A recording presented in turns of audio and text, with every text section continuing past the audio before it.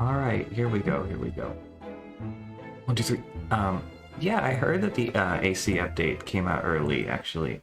Which makes sense because that would make it so that the roost would be available on the day that the update was supposed to come out, based on when it actually dropped.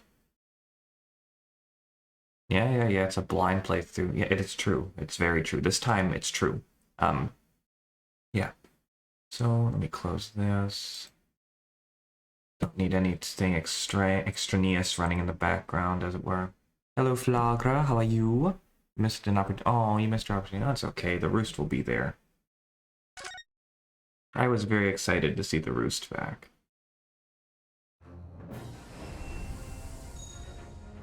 You're exhausted? Oh yeah, you had midterms today, didn't you? Or a midterm. How did that go? Did it go better?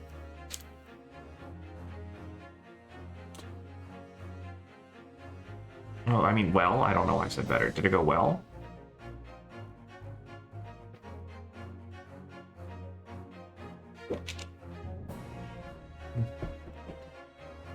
Well, that's good. 87 is good. Anatomy Physiology Lab, okay. That'll be fun. Well, you'll be fine. I have confidence. Let's just get into it, shall we? I'm trying to do this a little better with the intermissions and the loading screen. Like I'm trying not to talk during the loading screen anymore because it really makes it easier for me when I'm highlighting the VODs to cut out all the intermissions that way. Anyway, no, I don't really have anything to talk about, so Return of the Great Departed Soul. Oh my. Oh my. Let's see what's going on here.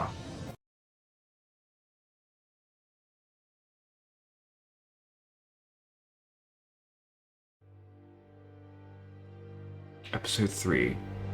The Return of the Great Departed Soul. The grand end of the century Great Exhibition of London. Surely there is not a soul who has failed to hear of it. I failed to hear of it. Wondrous new works of culture and industry from every corner of the globe had converged on Hyde Park. I like your cursive. Welcoming over 50 million visitors. The last great hurrah of this century. Hurrah. Astonished and delighted people I thought this would be the end. nations, and ended on a note of resounding success. But as regards to the terrible catastrophe that occurred during the festivities, very few are aware my friend Mr. Herlock Sholmes had a hand in unraveling the matter. For from the shadows, it was he who earnestly unearthed the facts of the case. And like the centerpiece of the great exhibition, which rose high into the skies of Hyde Park, Sholmes's brilliant deductions, as clear and lofty as the Crystal Tower itself, brought the truth to light. Good. Will I be able to bring the truth to light? Probably not, but you know, that's alright. We're here at the showground of the Great That's a long Exhibition, one. which is absolutely packed with people. The weather is unusually fine, and we're about to witness a most extraordinary scientific experiment. Ladies and gentlemen, the 20th century will see steam engines and electrical power dominate the world. Horse-drawn carts will give way to the motor car. Ships will sprout wings and take to the skies. This is cute. And today, we showcase even more advanced technology. A glimpse into the future. A world first. A demonstration of my super high voltage instantaneous kinesis machine.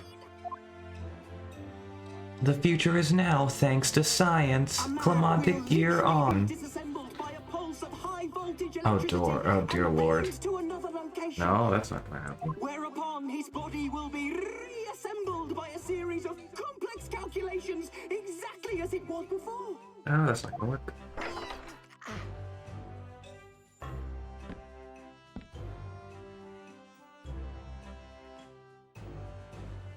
That dude's dead.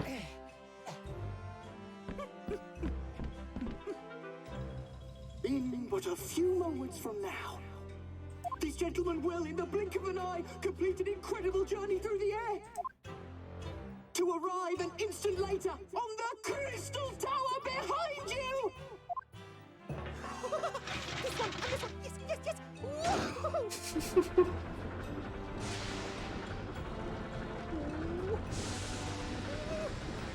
Yes, yes, yes, yes! Hey Spencer, how you doing? Good to see you. Thank you for the 8 months. I really appreciate that. And you. He's dead to LMAO. Yeah, we knew. We've been new.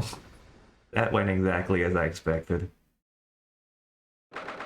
22nd October, 9:36 a.m.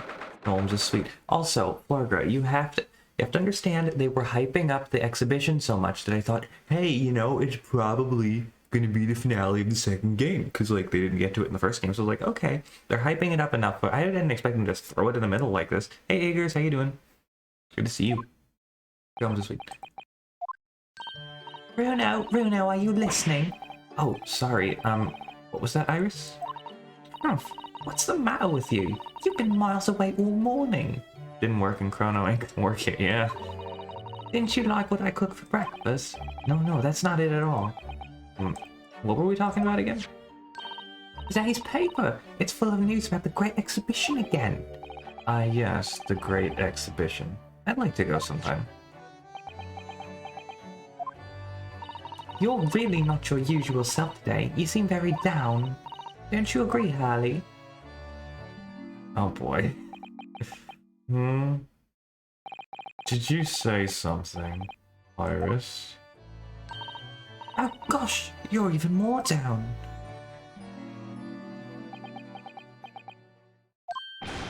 Ah! When did you arrive, Mr. Naruhodo?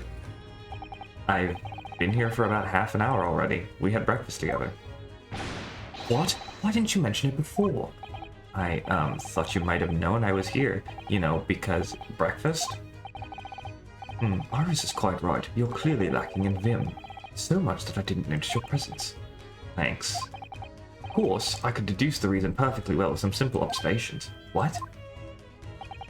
Let's see. Yes, for example, your tousled hair this morning with all its unruly spikes. Clearly it can be deduced therefore that. Let me stop you there, Mr. Schultz, because my hair is always like this. Because I think I can see where this is going. My hair always looks like this. It always has, ever since we first met, in fact. Oh really? How interesting. It just doesn't look like a haircut as such as those. Thanks again. Crossed my mind recently that it's been 6 months now. 6 months? The animations and writing are fantastic. This game is a gem so far. I absolutely love this one, and because it's not connected to any of the main series, you can just play it whenever. 6 months? At least as far as I know, it's not connected to the main series. Since I was forbidden from working in court. So I've been wondering how much longer I'm going to be banned. Just send an unban request, dude. I'm sure the mods will get back to you. Just kidding. Oh, well, that would explain why you seem rather glum. Don't you agree, Harley? Oh, I knew it. Did you say something? Iris? Back to moping. God, I love Herlock Sholmes so much. He's so good. What's the matter with Mr. Sholmes today? He seems even more down in the dumps than me. I know, and the Great Exhibition has opened. You think he'd be excited? Oh, why don't we all go see it together? I want to, of course I do, but I can't. Not for the time being. Why not? Why not? Why not? Because I'm a great detective after all. You're embroiled in some tricky case that you can't be distracted from, is that it? I don't remember hearing that you're working on a case, Harley. I suppose I should try to find out what's going on. Hey Karan, how you doing? How are you? Ed, and Ed. How was your stream, buddy? Let me get you one of them there. Hang on, shoutouts real quick.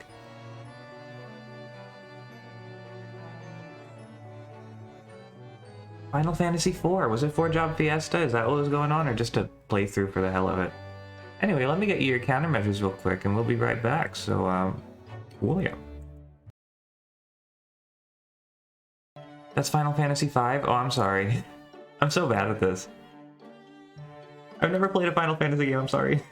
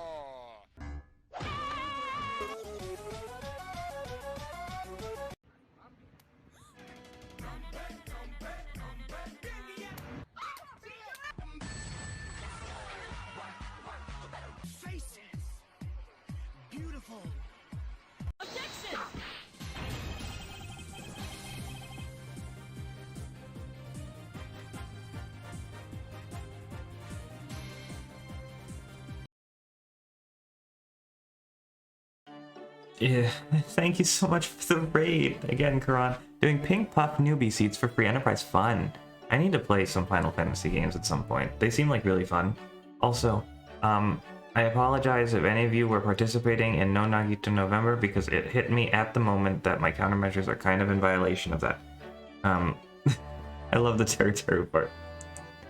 Oh, Jesus, guys, I can't believe I forgot that. But yeah, thank you so much. I appreciate it. For anybody who does not know me, my name is Twilight King 42. I'm a variety streamer.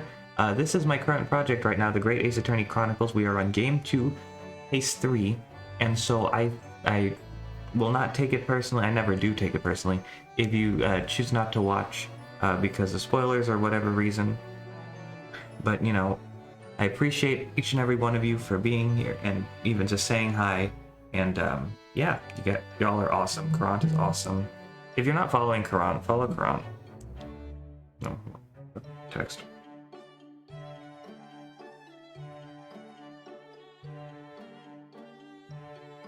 Alright, go back to the game.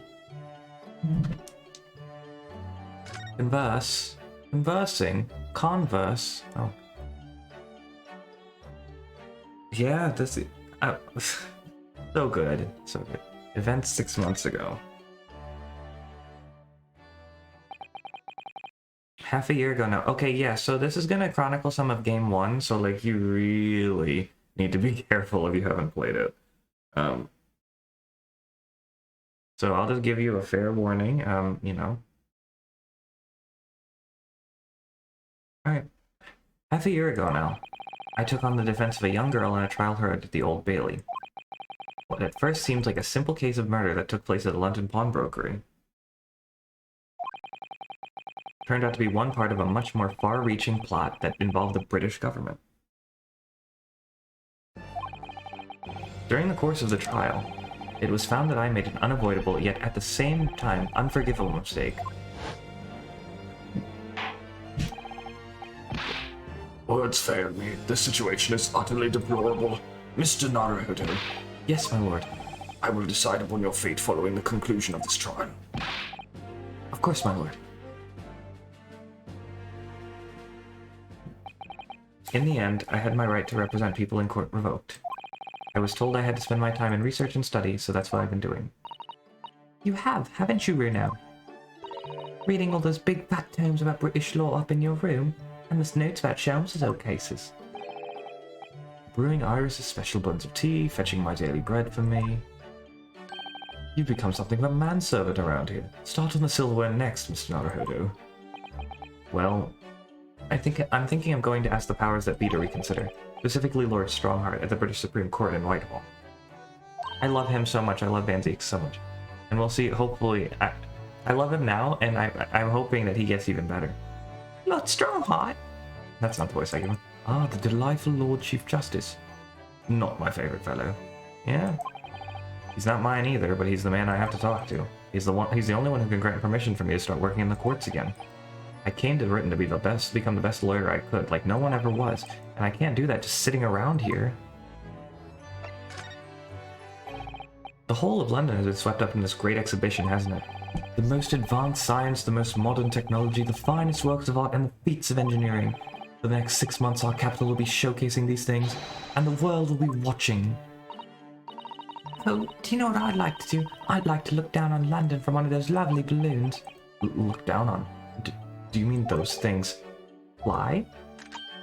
Yes, of course. They fly high in the sky and don't even need wings to do it. All you need is hot air. But how? How does hot air have anything to do with flying? It makes no sense. I can't understand it at all. That's true of a lot of new scientific discoveries. Most people can't understand them at first. But in 100 years' time, all these things will just be common knowledge.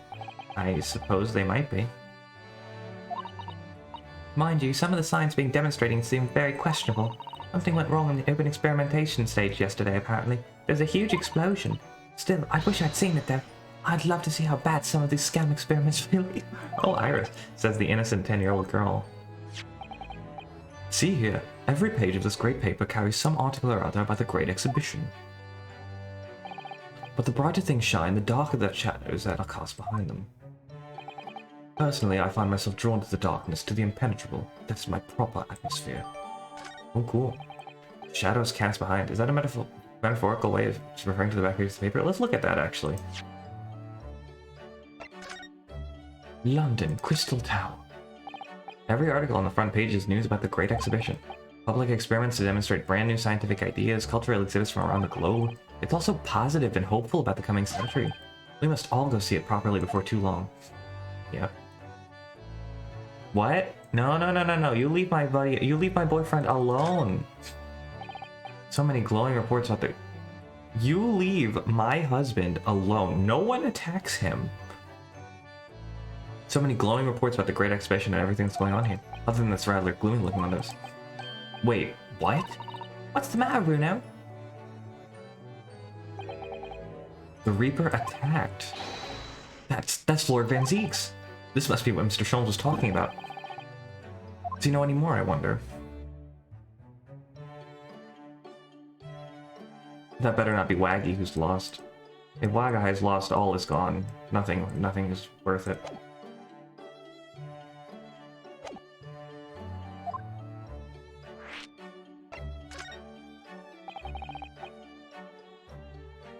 Are you investigating a particularly tricky case at the moment, Mr. Sholmes? You could say that, I suppose. Nothing more to add? That's not like you. What sort of case is it? Shh. Quiet, Mr. Naruhodo. I don't think Clavier's ever been attacked.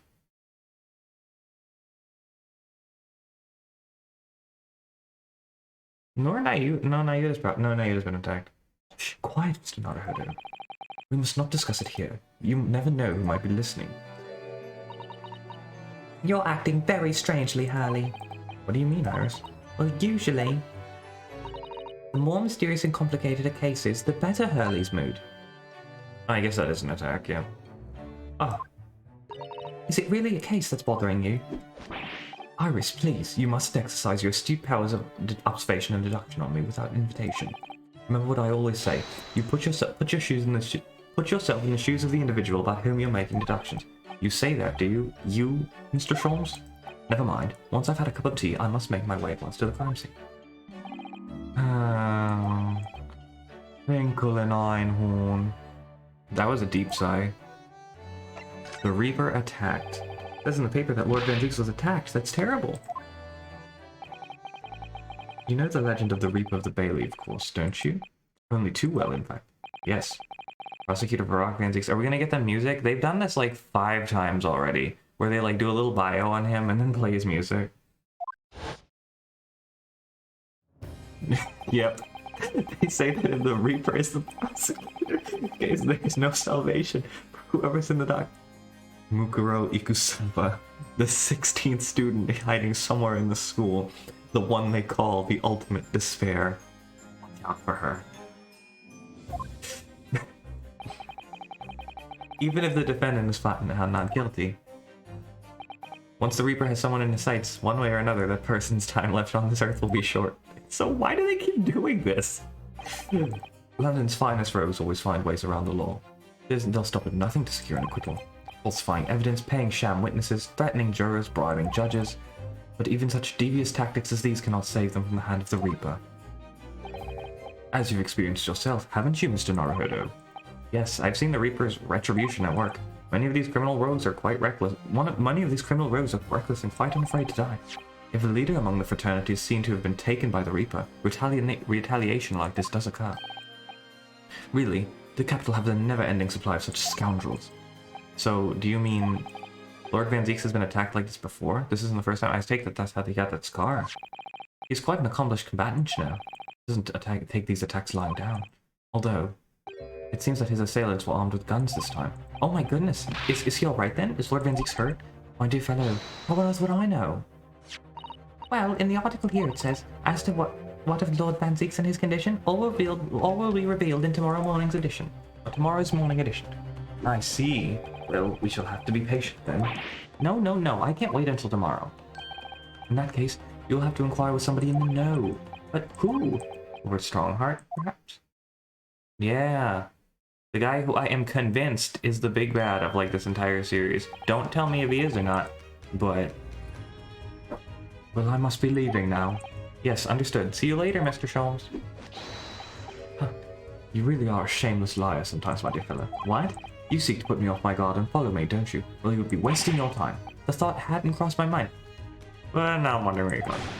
Ha ha ha! Well then, see you later, indeed. Listen to him. He's still laughing on his way out of the door. Alright then, Runo, let's get going. Oh, Iris. What are you wearing? Excuse me? Rapunzel. Burn that dress. Ah ha ha. I got changed to go to the Great Exhibition. You're going to take me. What? But I was just about to go to the Supreme Court. Oh, well that sounds fun too. You're gonna take me there then. Alright, fine. Just lower that weapon, would you?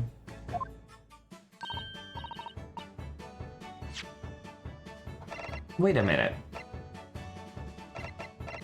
Hold on.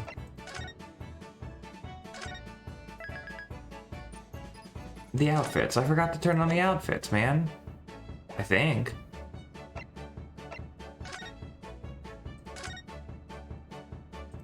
Alright. 1 second. Let me go make sure those outfits are on. Wait, no, I didn't forget. I want to make sure I turned on the outfits, so just bear with me.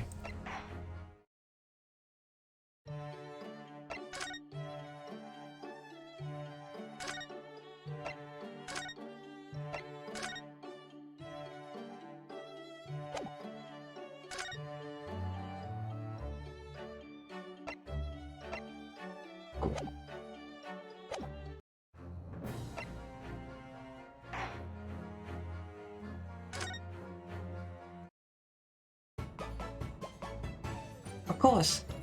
And after the Supreme Court, we'll go to see the Great Exhibition. Cool, let's go. It's LCJ time. I'm sure Lord Strongheart is not going to be happy to see me.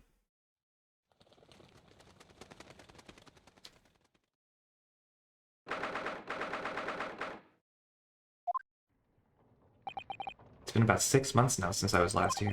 Something's never changed, like the sense of foreboding I always seem to feel in this place. Oh, it doesn't seem to be bothering Iris at all though. She's happily reading over there. Thank you, Paper Star, for the 10 months. I really appreciate that. Oh, I love this place. I always find so many interesting books here. Your least favorite? Oh, interesting. We'll see how it goes. Of course, I was forgetting that you've been here before. The time we came here 6 months ago. And Susato-san was given the news that she was to return to Japan. Ah, I understand you wish to speak with me. Oh, Lord Strongheart, I trust you've been keeping well? Let's see, since you arrived and requested an audience, it's been 4 hours, 32 minutes. Hey, that's me! 26 seconds. I've kept you waiting a while. My apologies. Oh no, not at all. I like nothing more than standing around staring into space. That's not... Good to know. Good to know. That doesn't appear to bother him at all. Male Strongheart, Lord Chief Justice of London. He's the man who allowed me to start practicing as a defense lawyer when I arrived in Britain as a student. need only savor the air for a moment in this grand office to understand his preeminent status. As you will be aware, the Great Exhibition of London is now underway at last. We're extremely busy as a result, policing the grounds, guarding the new technologies, dealing with petty crime, and furthermore, as of next month, we shall open the International Forensic Science Symposium. Oh, I've not heard about that. Investigating authorities from 40 countries around the globe will be taking part, including from your own land. Does that mean we get to see Hosonaga in freaking England? Oh, that'd be great. Forensic science is the future. The world must embrace it.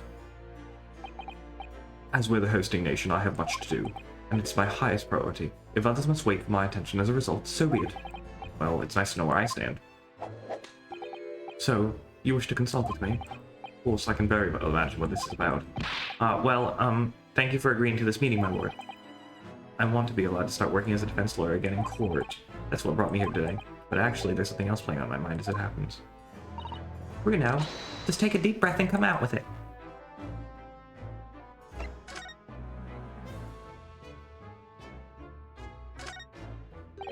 I actually came here today to ask for your permission. Go on. 6 months ago, my right to work in court as a lawyer was revoked, and I was told to spend my time studying. Obviously, I'm very sorry for what happened, but the thing is, it made me understand what it really means to defend somebody under the rules of a foreign justice system, and I desperately want to have another go. Please, permit me to enter the courtroom again. Mr. Naruhodo. Yes? Ugh, here it comes. I'm sure you haven't forgotten your position here, have you? At best, you are a substitute for your compatriot. This was never your intended role. Well, that's true. The Japanese government actually sent my best friend on the study tour, not me. It should have been Kazuma. He was so determined to bring change to our own justice system at home. That was his calling. Oh yeah. Latte Pop. If that tragic accident hadn't happened, I wouldn't be here in this office now.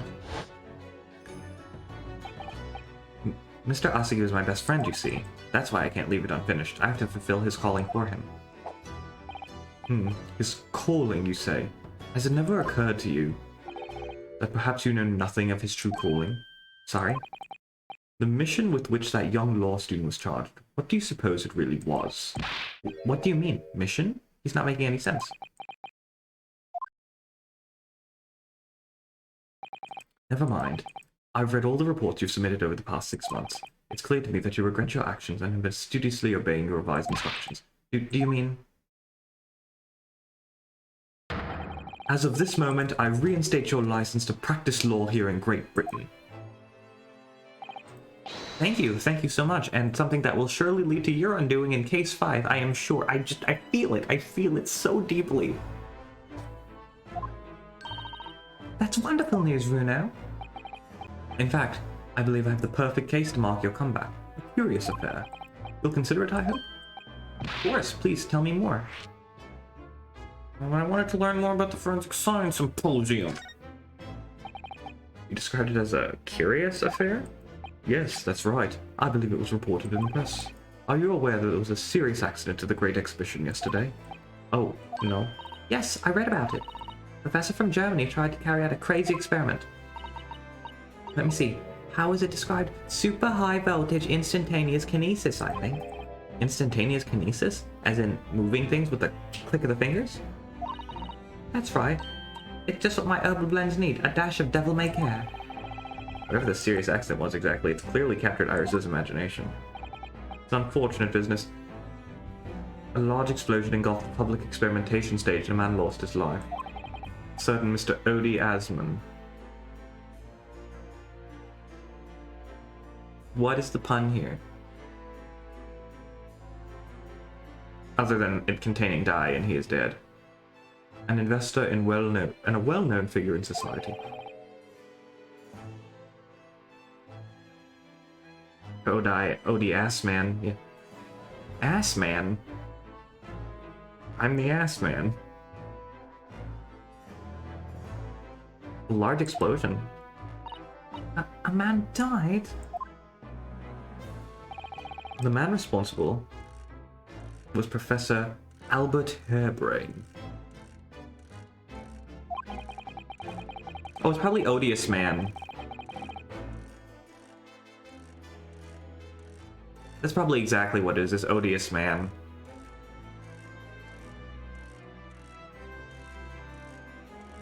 He was detained immediately after the incident and is due to appear in court tomorrow. On the charge of murder. What? Murder? If you intend to take on his defense, you should hurry to meet with him at the prison. There's very little time left for you to carry out any kind of investigation. Great exhibition, a scientific experiment gone wrong, and murder? I feel out of my depth before I've even started. Still. We should go to the prison straight away then and try to meet with his German professor, don't you think? Definitely. Oh boy, now I have to try and do German? Oh lord.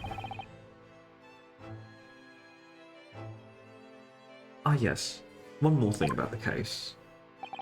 There's a connection with our mutual acquaintance, the Reaper. Oh, with Lorne Van Zieks? How? I'll present that article. All sorts of conferences have been taking place around the world to coincide with the Great Exhibition. And next month, the largest and most important of them will take place at last. The International Forensic Science Symposium. It does seem as though criminal investigation needs to embrace scientific methods, doesn't it? Exactly! Ah! London, the global epicenter of culture, science, and wealth, now has a population exceeding 6 million, yet I run into the same fucking ones every single day. Sadly, crime in the capital is growing at a similarly startling rate. It's imperative that we use the latest scientific methods to investigate and resolve cases as efficiently as possible, which is what's known as forensic science, isn't it? Exactly, the future of policing. Good night, Karan. Take care, my friend. Thank you again for the raid. I really appreciate it and you. Ah! Regrettably, however, Britain is currently dragging its feet when it comes to the adoption of forensic methods. Oh dear, that's alarming. Exactly, it's extremely alarming. Ah! Iris, it's okay, honey. If I were Her Majesty's Attorney General, you can be sure the numbers of crimes committed and resolved in London would be very different to the current figures. I can cite 12 solid arguments and 223 individual reasons to support my claim. Sorry, by way of apology for keeping you waiting earlier, I shall detail everyone now. What? Oh, how fascinating. He's joking, isn't he? It all began 50... Oh my god.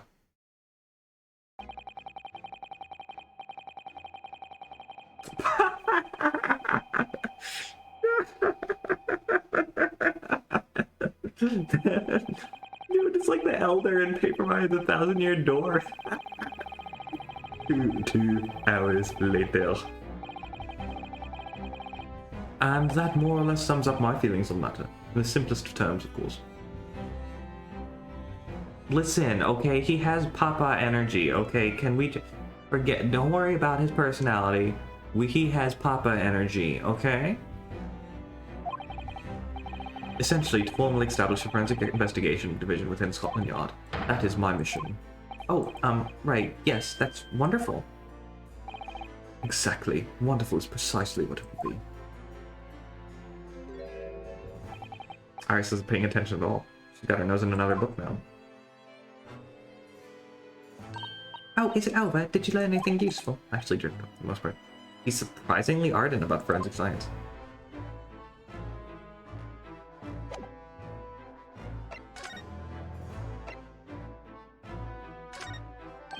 Oh, that reminds me. Have you seen this? The report of the overwhelming success of the Great Exhibition. Oh, no, not that. The story on the back page. Story. The Reaper attacked. Ah, that. You've enjoyed some victories in court against my #1 prosecutor, have you not? Poor Mr. Reaper. What happened to him? He wasn't killed, was he? There's no need for concern. Lord Van Zieks would not be so easily dispatched, I assure you. Can you tell us what happened? Really? I wish there was footage. I want to see this dude kicking some ass. Apparently he's good in combat. Can you tell us what happened? I'd really love to know. Very well. If it interests you. It does, strangely. See, you're attracted to him as well, Ryu. Fortunately, Lord Van Zieks emerged from the attack unscathed. Street ruffians are no match for that man. He's a very capable fighter. But that's incredible. They were armed with guns. Why was he attacked, though? Do we know?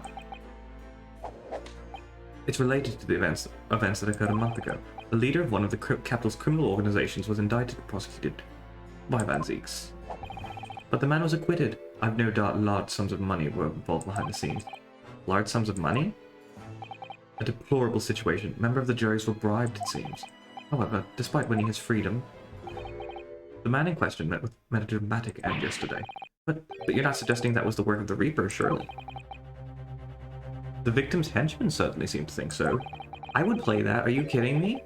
Mon. Oh. See, odious man. Odious man. That's... I was right. Is named by the man of Asman. Mr. Odiasman. Did you say Asman?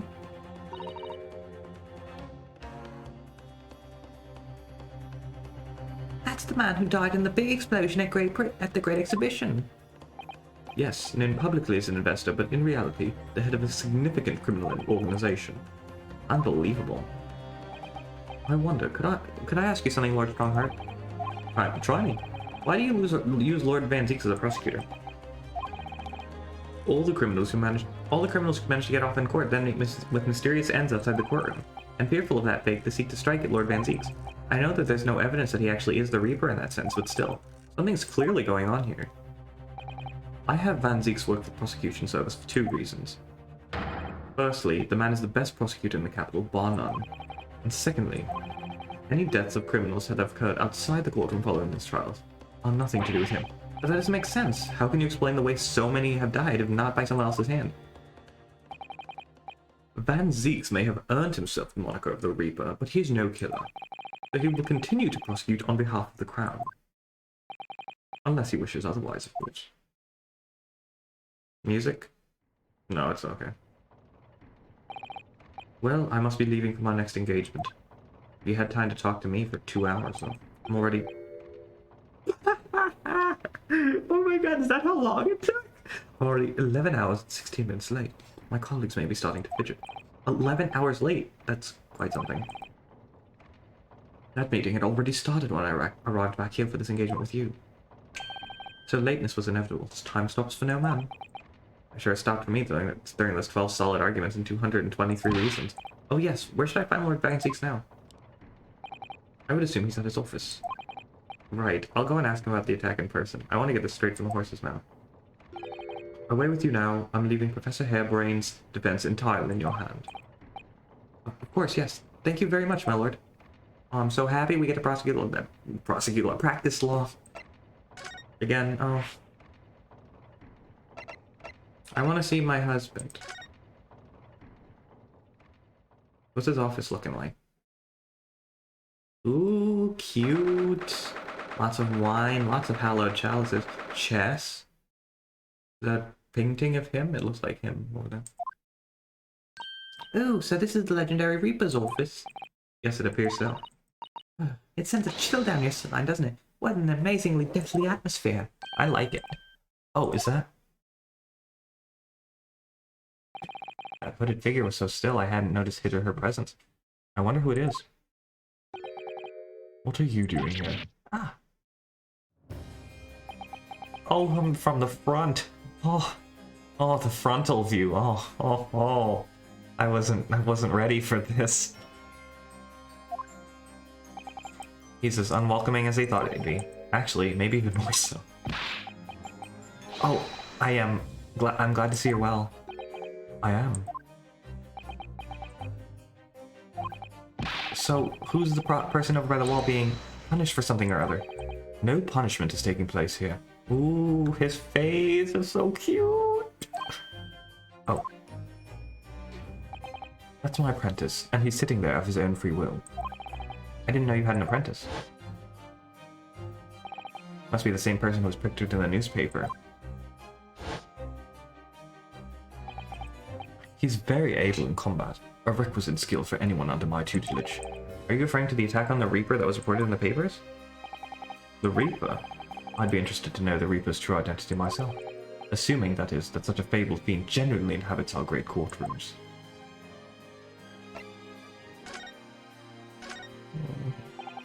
This This is so emotional. I'm talking to him and not in court. This is amazing. This is everything. How does someone not like this case? Lord Strongheart said the assault last night was some sort of revenge attack? True. Carried out by henchmen of Odious Man's criminal organization. The investigation meant their arrests were imminent. Presumably some hoped to kill me before that happened. Odious Man. He's always masqueraded as one of London's most powerful financiers, a global investor. I know it's Asmon probably, but damn it. But his enormous wealth came to him by underhand means via his criminal activities. And he used that money to buy himself a verdict of not guilty when he found himself in court, did he? Oh, being prosecuted by you, Mr. Reaper. But the man got his comeuppance in the end. Yesterday, in fact, in extraordinary circumstances. It was a most unusual cause of death. I know about that. It was super high voltage instantaneous kinesis gone wrong. Kinesis. Mr. Asmon died when this demonstration on the public experimentation stage ended in an enormous explosion. Correct. And you think that I have some kind of divine ability to cause an accident like that to happen, do you? Well, no, that does seem a little far-fetched. If this man really is the fabled Reaper, then he has to be innocent of this particular death at least. It's strange how this has worked out, isn't it, Runa? I mean, what with you taking on the professor's defense for the trial tomorrow? What? You're going to be defending him? Oh, yes, that's right. Though I barely know the man's name yet, to be honest. Albert. Albert Harebrain. That's right. Do you know him by any chance? Of course. He's a contemporary of mine. We were at university together. You're... what? I want to learn more about you, honey. This is... I'd understood that Professor Harebrain was from Germany, though. Harebrain's from a respectable British family. Oh, thank God I don't have to do German. After graduating from the University of London, he moved to Germany to carry out research, that's all. Oh, research, that's all. So you were students together. I was the Faculty of Law, of course, and he was in science. So our paths rarely crossed. But curiously, we got along, though I've not met him since my university days. I certainly didn't expect our next encounter to take this form. And with you, of all people, representing him. Only if I make it out of this office alive. I've actually been charged with murder, it seems. Yes, I know, because the prosecution will be handled by me. By you? Did we have any doubt? But you made it sound as if you and the professor had been friends. We are friends, it's true. Then why would you do this? If the Reaper is the prosecutor, there's nothing anyone can do to save him. He's doomed. What's Lord Van Zeek's thinking? I bet you anything he's not actually going to be the prosecutor, and the contemporary is going to take over. Or, not the contemporary, the apprentice is going to take over at least one of these trials. What do you mean by what you said before? If you'd like to know the Reaper's true identity, does that mean... I'm a crown prosecutor and a mortal like any other. I'm no demigod. But they've all died, haven't they? The people you've prosecuted, I mean. Whether or not the trial ended in a conviction or an acquittal. Those I prosecute are the vilest wretches of our society. People who, without question, deserve to be found guilty. The world is a better place for them. But why are you prosecuting your friend then, buddy? But... that's not true of Mr. Natsume, for example. He wasn't a vile wretch at all. Nor was Ginny. In fact, she's ever so hardworking now. I can't say that since I've encountered you, I can't deny that since I encountered you, things have taken a turn. But the point is, if any of those vile wretches that escaped justice subsequently died in mysterious circumstances, it was the hand of their own kind. It's not my work. Lord Strongheart said the same. He believes you're not involved in any way. But you were attacked by those ruffians because they believe it's true. The fact is, since people started to call me the Reaper of the Bailey, the number of serious crimes in the capital has dropped substantially. Oh. It would appear that even the most hardened criminals can be made fearful for their lives. Do you mean to say... I mean to say that if my pseudonym serves a useful purpose, I adopt it gladly and with honor. But it's putting you in danger. You could be killed. If that is my fate, let God decide. Lord Van Zeeks.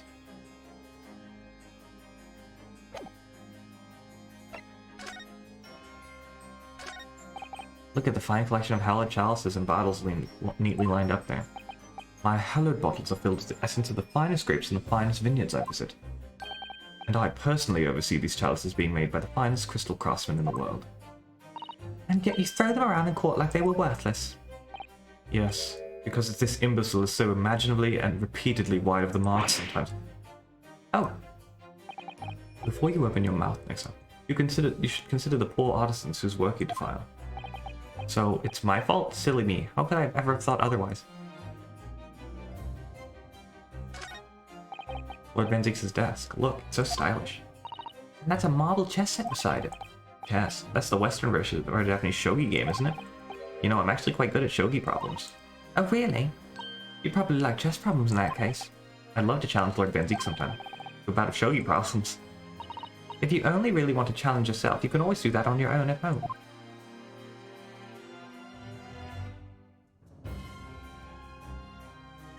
His office is cool.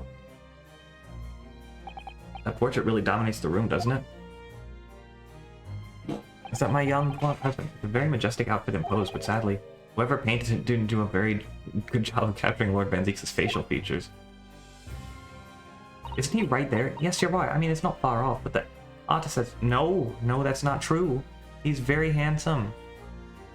But the artist has exaggerated his subject's handsomeness, I think. That reminds me. I heard Emperor Napoleon of France ordered artists to make him look more attractive when they painted him. Oh, vain. That's not really an attractive quality in a person, is it? That portrait does not depict me. Surely that's immediately obvious. Yeah, but like... Yeah, sure, it's not him. But like... It's true, you're very handsome, so I didn't take very kindly to what Iris had to say. Oh, then who is it?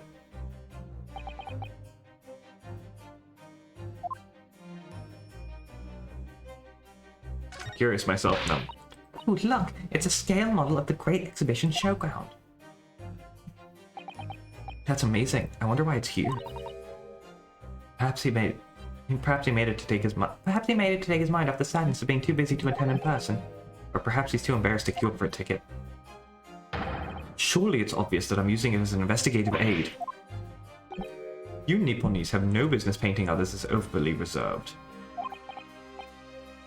I really didn't think he'd overgive it. He's right here! What do you mean?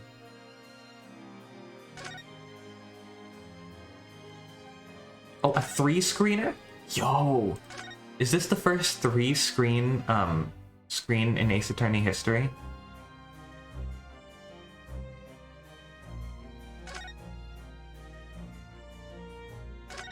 Look at all those ancient casks lining the wall there.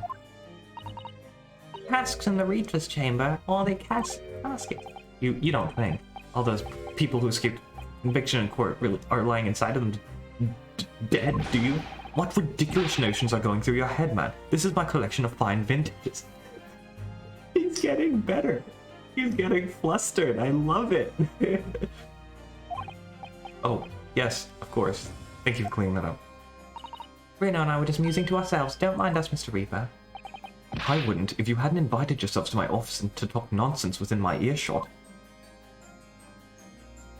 This is so funny.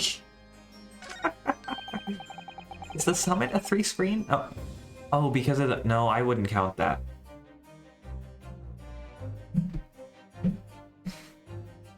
I don't think I would. Because, like, the angles of viewing are different from having two different,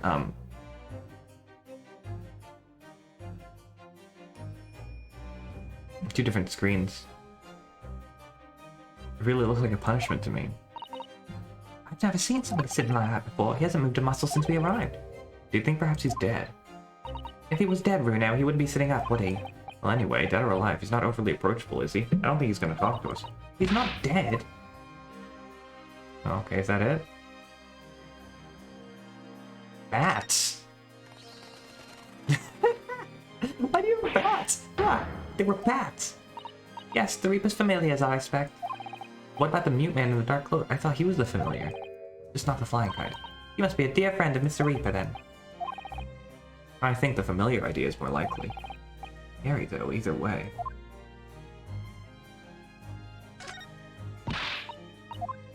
Oh, I don't want...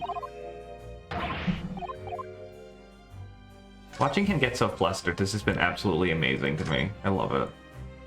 I love this man with every fiber of my being.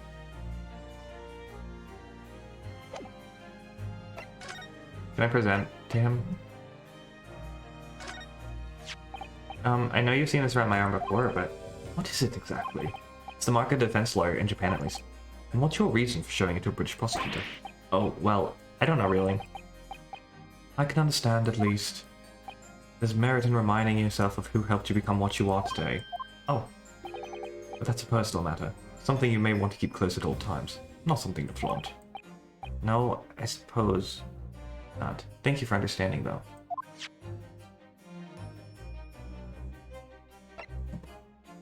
He's so cute.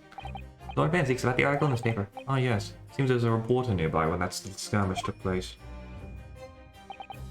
I had no idea I had photographed. It had been careless of me. He looks good with a top hat on. What did Iris say? It looks as though you was taken after the people who attacked you had run away, though. Rest assured, the police have already apprehended every last one of them. But there's someone else fighting alongside you, it seems. I think it's the same man who's sitting over there as we speak, isn't it? I need to see Van Zeke's in a suit and hat, too. As I mentioned already, he's my apprentice. Perhaps you could tell us a little more about him? See, I knew we weren't done here. He's in my tutelage to become a prosecutor, so you could say he's my apprentice, I suppose. Ah, like you are to Hurley then, Runo. I don't remember taking an apprenticeship with a great detective.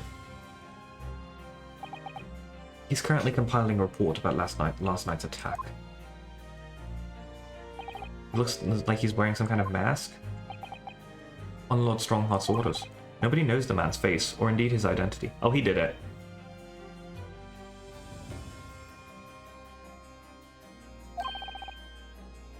I bet you this guy is the Reaper. I'm kidding, but like, he did it. Why would you agree to take on such a clearly suspicious individual? Lord Strongheart's orders again. He's not one for meaningless follies. There will be a good reason for his actions. I hope you're right. He's gonna probably take over the prosecution, isn't he? Ah. Ooh, left side of the screen, left angle, 2/3 or 3/4, I guess. Task is complete. In that case, good. In that case, you can collate all the briefs. Collate all the briefs.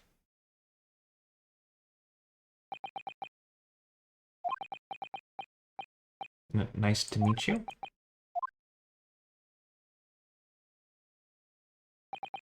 Back to work again. That was really strange, though. I've never met the man before. I didn't even know he existed, and yet somehow it didn't feel like our first encounter. Don't bother trying to converse with him. He says nothing to anybody from outside this office. Lord Strongheart has strictly forbidden it. Oh, I see. Why are you so interested in my apprentice anyway? It's me who I know you're interested in. Hmm? Oh, no, I mean... Sorry, I didn't mean to... Well, he stood there so casually, yet with that flawless posture. It couldn't be.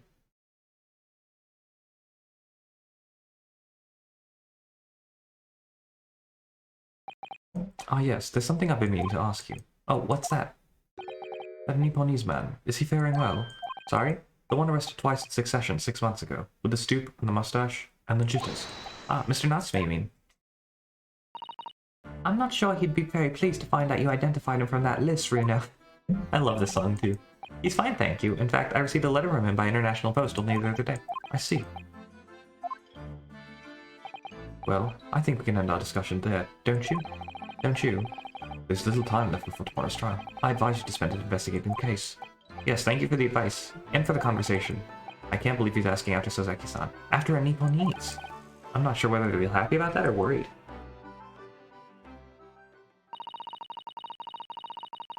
I never imagined that Mr. Reaper would be friends with a mad scientist, did you? That's a turn up for the books. Turn down for what?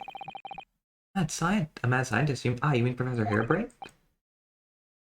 Yes, it might be worth quizzing the professor about his relationship with Lord Van Zeke's, I think. I don't want to leave. But I have to. I must.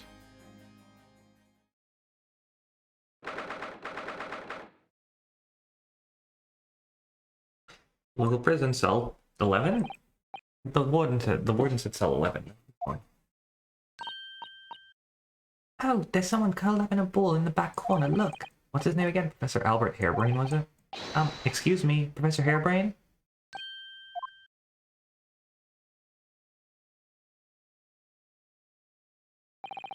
Who are you? Oh, no, what the fuck was that? That was French. Yeah, who are you? That's Swedish.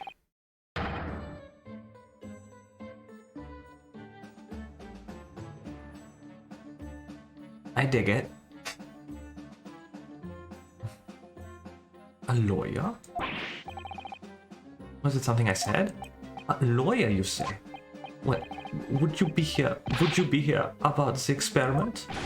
Are you going to defend my hypothesis? Your hypothesis? Sorry, I don't... Yesterday's demonstration. That magnificent demonstration it was an out-and-out success by anyone's calculations. But despite that, no one listens. No lawyer believes in the science. When it's explained, they all leave at high velocity.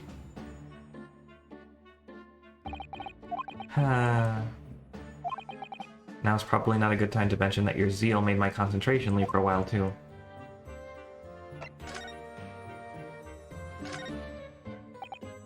You mentioned the demonstration yesterday. The papers have called it a spectacular failure. After all, a man died in the explosion, didn't he? Yes, you could interpret the results that way if you really wanted to. Well, I suppose in the strictest sense, the experiment was a failure, but at the same time it was a great success. You've lost me. I saw it with my own eyes, right there in front of me. Mr. Assman was spontaneously disassembled. Until then, everything was going exactly as my calculations had predicted. At that point, he should have been beamed to the Crystal Tower by instantaneous kinesis. This is a horrible German accent, and I'm sorry, but I'm not.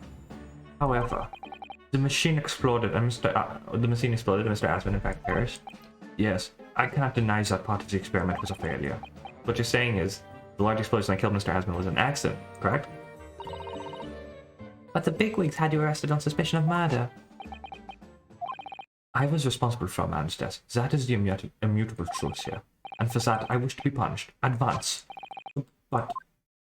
murder? Never in a million years. It was an accident. Simply an accident. I see. Hurley and I were talking this morning, you know. He said the situation would change completely depending on whether it was treated as an accident or a murder. How exactly? Well, if it really was an accident, the Professor's machine would be kept in protective custody. On what grounds? Ah, yes. It's newly established here in Britain. It's special dispensation for the Scientific Equipment Act. That one passed me by. But if the case is treated as murder, then they'll say my machine was the murder weapon, and they'll be able to pour over it as much as they like. If they examine it in detail, they'll find out how it's made, and then they'll be able to copy my idea. My precious hypothesis will be stolen. Will be stolen. The machine must be protected.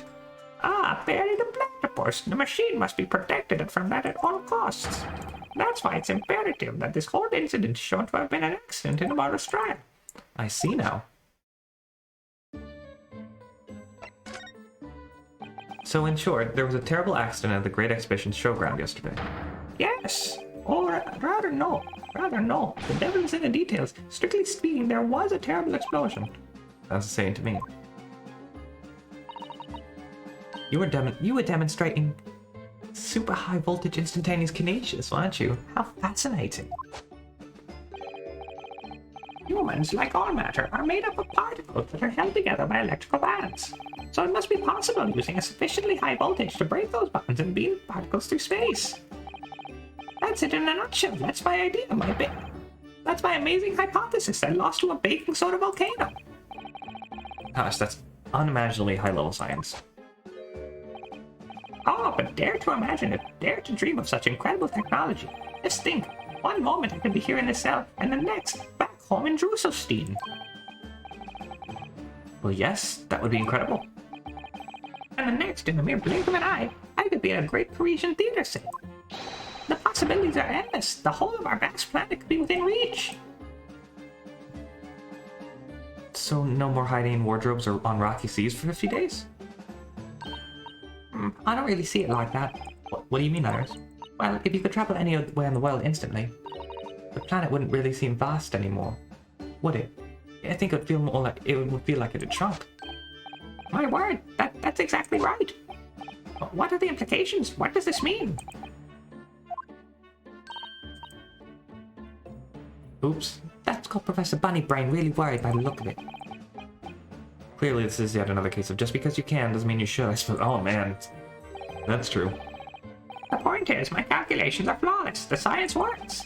But without a practical demonstration, it means nothing. And that's always the fly in the ointment. A fly? Felix the fly? Because practical demonstrations cost a lot of money. Money that young scientists like you don't have. How old is he? Is he like... How old is Van Zieks? I've never checked. That's exactly it, yes. Or maybe I have checked, I just don't remember. Van Zieks is 33. It makes him 33 as well, okay.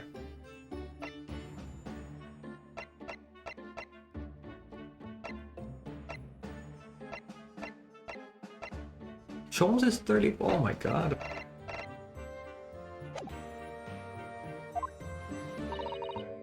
Hurley's always complaining about it. He says the government should invest more in science. Well, anyway, I bumped into him at the right time. I met the well-known investor, Mr. Asman. The victim who died in yesterday's terrible accident, you mean?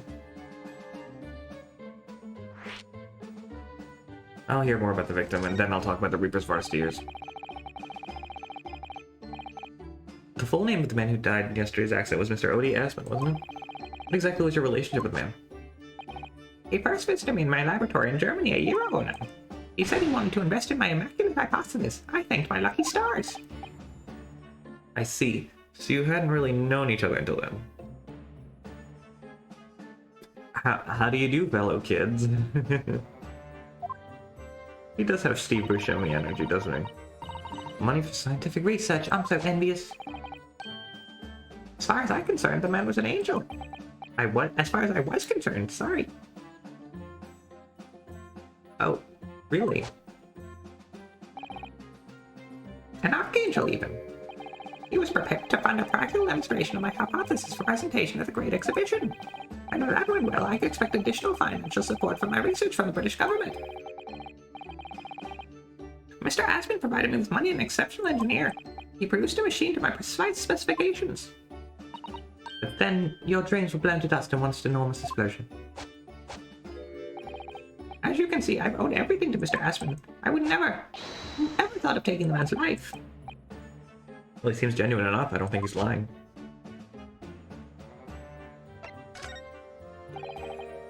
I understand Lord Van Zieks is a friend of yours from your university days? Yes, that's right. He was studying law, I was studying science. What was he like back then? Good question. The real plot twist would be Van Zieks never actually finished law school. Unassuming, gentlemanly, an all-around nice fellow, really. Sorry, I think you misheard me. I'm talking about the cold-hearted, merciless prosecutor Brock Van Zieks. What was he like when he was at university? Talk about a leading question, Runo. As I said, an unassuming and extremely pleasant gentleman. After all, he is the little darling of the Van Zieks family with all its great aristocratic origins. Oh. Yes, I'd be marrying into money. Can it get any better than that? I didn't realize he had quite such noble blood. Little darling. It was a bit of a shock when I came back to Britain and learned what he'd become. The Reaper of the Bailey, no less. Yes, that's right. I did hear, though, that there was a very big event in his life that completely changed him after graduation. Okay, he did finish. Really? Really? What sort of event? I'm sorry, but I don't know anymore. I wasn't in the country at the time. I was in Germany already. In Drusselstein. Oh, yes, of course. If he's heard all about the Reaper, I really don't have the heart to tell him that Lord Van Zieks will be the prosecutor in court tomorrow.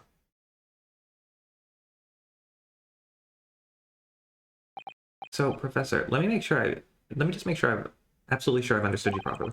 The huge explosion that occurred yesterday, that was an accident, is what you're saying. You had no intent to harm the victim, who was in fact the sole investor in your work. Is that correct? As correct as 2 squared is 4. I swear it. Yes, it's true that the man perished in the machine of my invention. I know that I'm far from blameless in all this, but still, I would never use my discoveries, my inventions, to take a person's life, not in a centillion years. I'm a man of science, it's all I know. You have to believe me, please. All I wanted to do was take over the tri-state area. Do you believe me? Do you believe in my hypothesis? Science is the purest pursuit of truth, you know. I've always believed that, all my life. I'm afraid I don't know much about science or your theories, but I do believe you, and I will fight to prove your innocence with all my might. I'm a man of the law, it's all I know, you have to believe... I'm a man of the law, it's all I know, you have to believe me. Please? Please. When I went to live in Germany after I graduated, I learned something very important. Nationality, class, lineage, none of that matters. As long as you try your hardest, you can achieve anything. Thank you for that, Professor.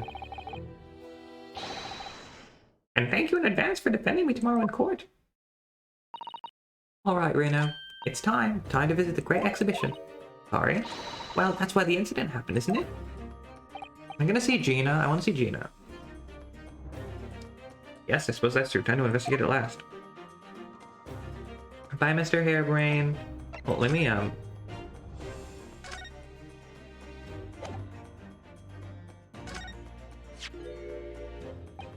Ah, fascinating, yes. In Japan, where I come from, it's a symbol of defense lawyer. Wearing it is very bracing, I find. Your words make some sense to me, but they are entirely illogical. What do you mean? Well, for example, I find this white laboratory coat I wear for my work very bracing too. However, in my case, there's a perfectly good logical reason for that feeling. Oh, really? What is it? Hey, I purchased the wrong size by mistake. This one is too small for me. Sleeves especially are extremely bracing. I can barely move my wrists. That's what you call logical, is it? Of course, it's entirely logical. That's science, Mr. Naruhodo. Oh, that voice is gonna kill me, but I'm gonna push through it.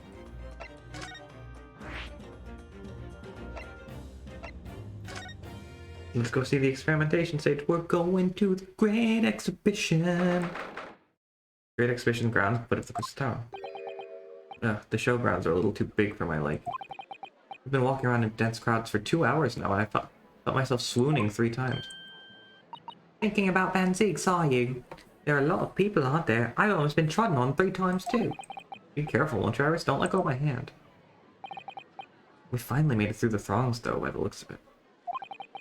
Here we are, underneath the public experimentation stage where the explosion happened yesterday.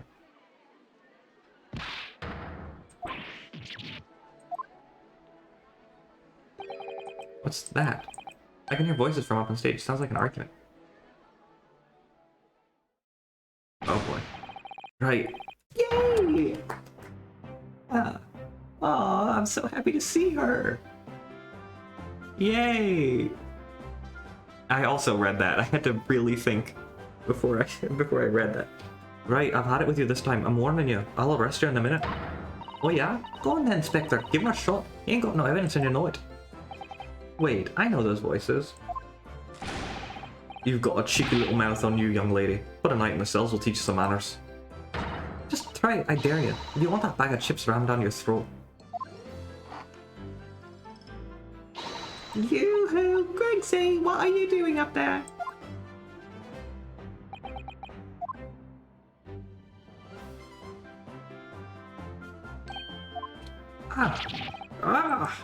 It's you. Here. You're here, the one of you, like your lady. Here you are. Here. Your ladyship. How are you, your ladyship? I do hope you're well, your ladyship. Does that make her 3 times a lady? I'm not well at all. It's far too busy everywhere. I wanted to find a balloon, but there was a 3-hour queue. Unbelievable. I'll go out and have a word for you at once, your ladyship. You'll be flying as high as a kite in no time once I pull some strings for you. Tobias Gregson, an inspector of Scotland Yard. Until recently, he was suspended from duty, but it would appear he's back in action now. He's actually quite well known, appearing as he does in The Adventures of Sherlock Holmes. And for that reason, he can't say a word again wrong to the story's author, Iris. There are limits, surely. Or there should be. Watch it, sunshine. Sorry. What gives then? Don't tell me you're on this case. Yes, I'm acting for the defense. So we're here to investigate.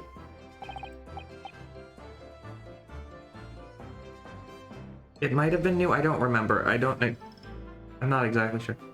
Dear me, that's the situation. Is it really that troubling? Measly 5 bob, that's all you got. She looks good. You're a lawyer, ain't you? You stand to carry a bit more copper in your pockets, Mr. Naruto. What? Hey, that's my last bit of spending money, that is. You can have it back, but I'll have to charge you for the bother. 3 bob. This is Gina Lestrade, a pickpocket, or diver, born and bred in the East End of London. In the case that led to my own suspension 6 months ago, this is the young girl I was defending in court. I'm so happy to see her, oh my goodness. What's your problem, Odo? Diver? Pickpocket? What's just all the name calling? You want a bag of chips ram down your throat and all, do you? Only brain Zeexes. I thought you were proud to be a diver, Gina. You were just arguing with Inspector Gregson about it, weren't you? I assumed you'd been up to your usual tricks here at the showground. I didn't know when to talk to a lady, Odo. Half a year's a long time. People can change. I'm an apprentice now. Learning to be a Scotland Yard detective. You'll have to call me whatever everyone else does. It's Inspector Lestrade now. Oh, like in Sherlock Holmes. Oh, that's so cool. I think Sherlock Holmes has an Inspector Lestrade, yeah. Inspector? That badge is homemade, surely. The inspector part isn't entirely accurate. No one calls her that.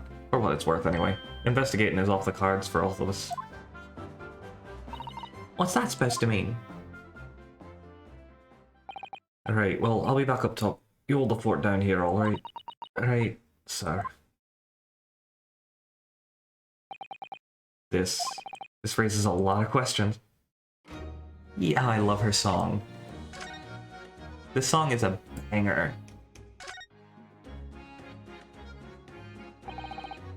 It was 8 months ago that I first encountered Gina in a connection with a case I was working on. At the time, she was living in the East End with a group of other orphans. She helped all of them survive by pickpocketing, but then she got embroiled in a murder. I had a lot of time to think in prison. I realized that I couldn't go on like I was. The diving weren't working out. I'm so pleased to hear it, Jenny. Well done. So, you went from being a pickpocket to a detective?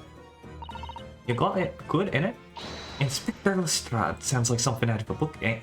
Something like The Adventures of Sherlock Holmes or something. Talk about a sea change. I assume that being an ex-pickpocket would actually make you a pretty good detective because you know some of the tricks. And she was an incredible talent at what she did, so. And then there's Iris's old man to think about. Iris's father, you mean? Yeah, I promised her, didn't I? I said I'd get all the police forces around the world to pull out all the stops looking for him. Just a small promise then, nothing serious. Oh, Ginny, you're so sweet. How old is Gina? How is she an apprentice? Sorry, I thought she was like 15. Probably 16 now. $18. Oh shit.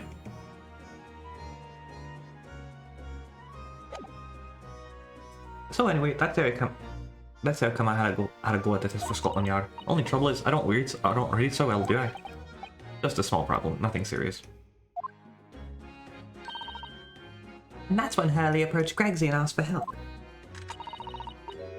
So the inspector said he'd take full responsibility for Ginny and made her sort of an apprentice. That was very magnanimous of Inspector Gregson, and brave. Well, you know Hurley.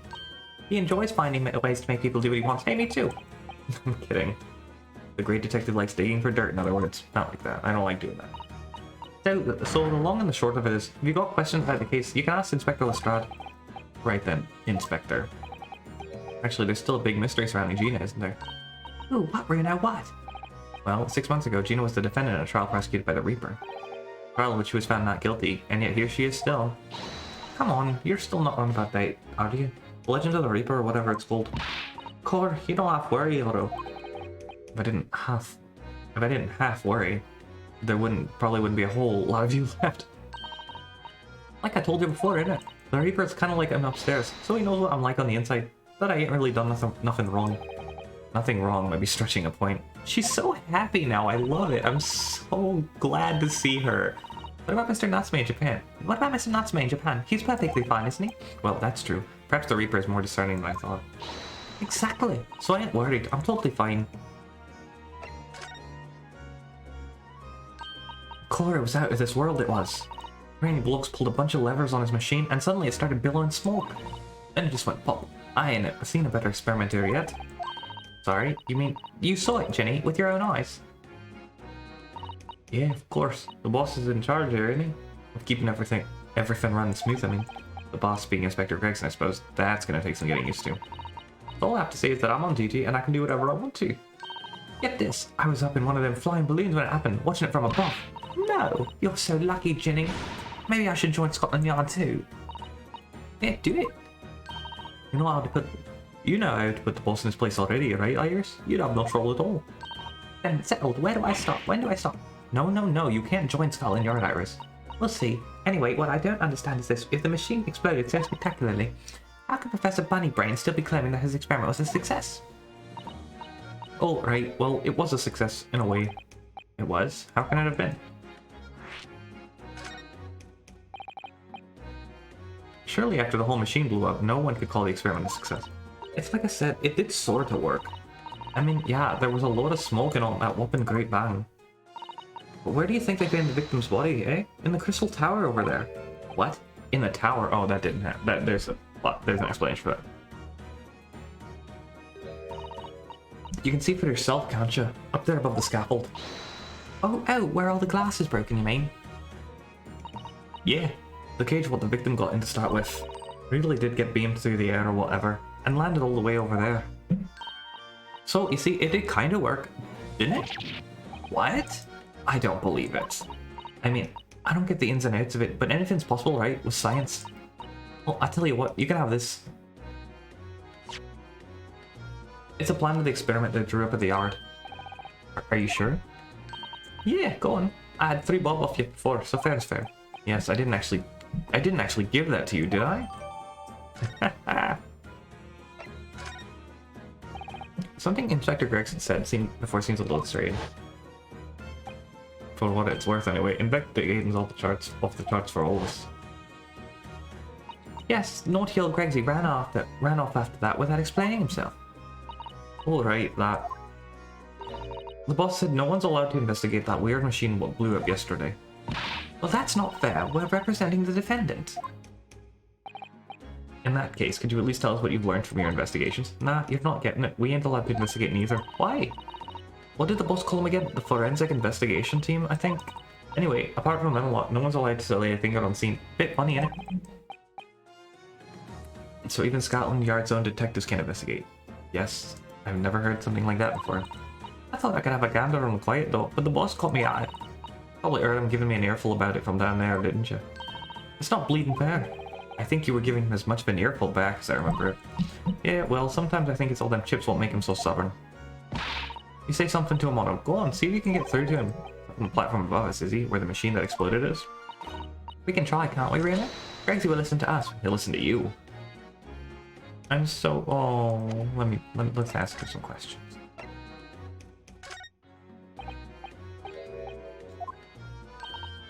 Looking for this, Otto?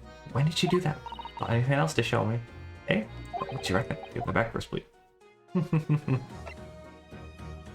at the sketch. Okay, yeah. There's gonna be something in the sketch that's weird, or not according to plan. Sure, that's gonna be fun.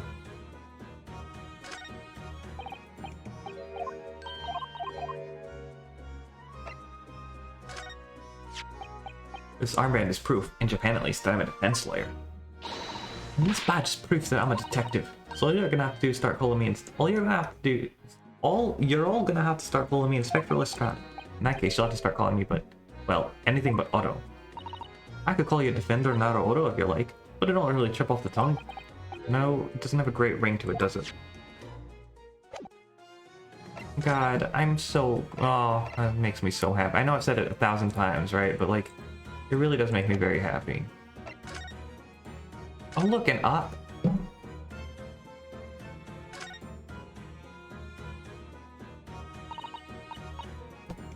That's where the cove ended up after this instant kinesis or whatever you call it. Dead, of course. And yet they're calling it experiments. What's the wooden scaffold there first? I think it is. The coppers, our lads, set that up after the incident happened.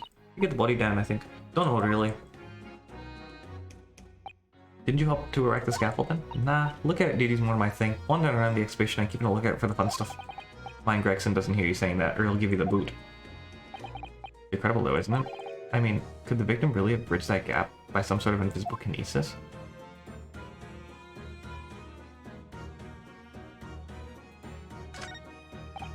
Crystal Tower, it's certainly an apt name. It was built to be the focal point of the exhibition, and it definitely is, being so tall and with all that glass. I can't imagine a building like this ever being erected in Japan. Isn't there the Tokyo Tower? Well, now. There are lots of exhibits inside the tower as well, apparently. Of course, there's an observation deck, but there's also an art gallery, a zoo, and a museum. I heard I had to have to queue for 3 hours just to get through the doors. Well, at the moment, the shattered glass from the failed experiment may well be the biggest draw. And thanks to that accident, the whole tower is shut. Suddenly it's not the Crystal Tower anymore, but the Crystal Glass Shower. Apparently everyone's taking to the skies now to look down on the disaster area from above instead. But there's a 3-hour queue to go up in a balloon now. Londoners must be very patient people.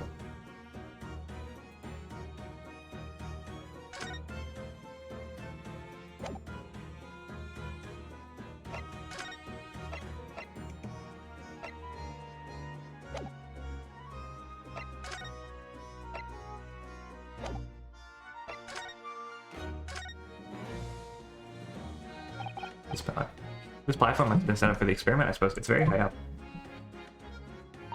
About 30 feet above the ground, apparently. That's what a policeman I just spoke to said. I don't really understand feet very well. We don't use them in Japan. Oh yes, sorry, it's about 9 meters. But soon you'll be in London a year, Bruno. It's time you got used to our measurements. Yes, well, this thing is so tall, the spectators at the front would just have seen a wall and nothing else. They probably thought they'd secured the best spot to watch from, only to be disappointed. There's a saying in Japan, the darkest spot is right under the lighthouse. I feel like it probably applies here.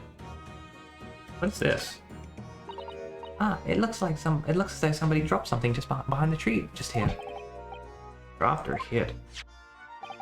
What is this? Some part of the machine that exploded? Maybe it could have fallen from the platform above and blast, perhaps. What's going on here? Oh, nothing. Oh, hang on, just in case.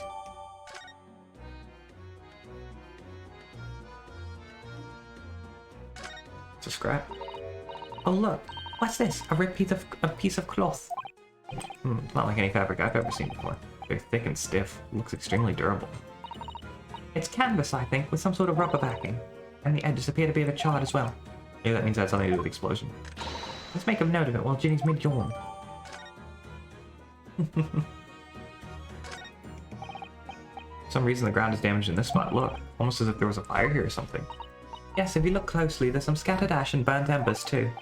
Well, I suppose there was a big explosion just above here. People probably wouldn't bat an eyelid at a small fire like this would have been. I'm not sure we English are quite that laid back, Bruno.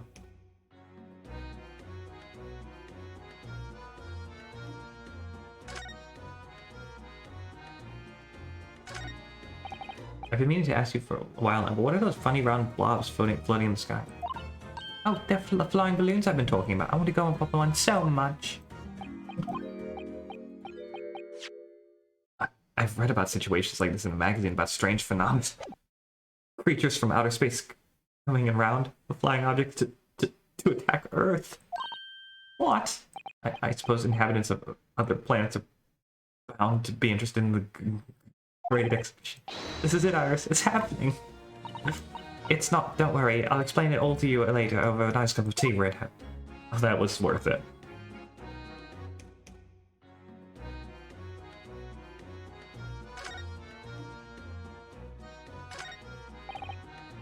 The stairs obviously lead to the stage above. We should go up there and investigate the exact spot where the experiment was being conducted. Oh, cool. That's how you do it.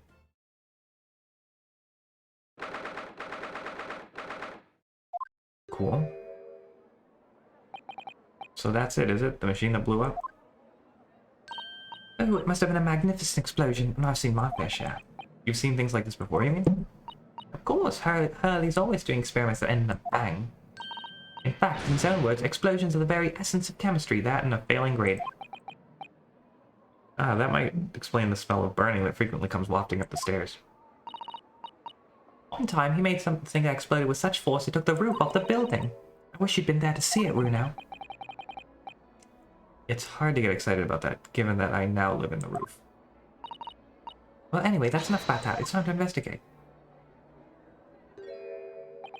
Oh look, Inspector Gregson's over there. Seems to be deep in thought about something, whilst eyeing the machine up carefully. Really? He just looks confused to me.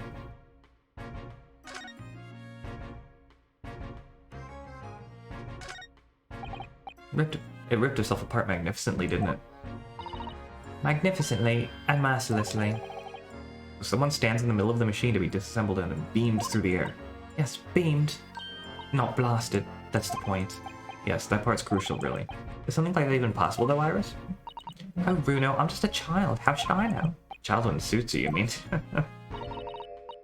Oh, stop! Don't touch that. That was practically instantaneous kinesis, the way you just flew over now, Gregsy. Please, your ladyship, I didn't mean to startle you, but I can't let you touch anything up here. So sorry, you can have some of my latest special blend to make up for it. Damn, he goes backwards. He goes so far backwards. Ah, wonderful. This stuff really is wonderful. Just like old times, this is. Haven't seen that in a while, yeah.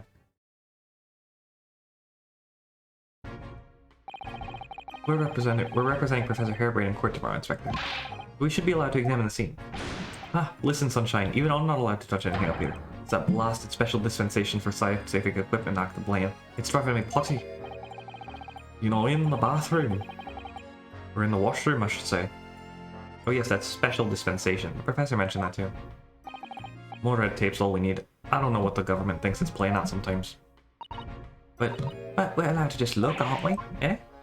Surely that's alright, isn't it, Gregsy? Of course, your ladyship. Anything you say, your ladyship. But please don't get your dainty hands dirty, will you? Don't worry. We wouldn't dream of touching anything, would we, Bruno? Really knows how to get what she wants.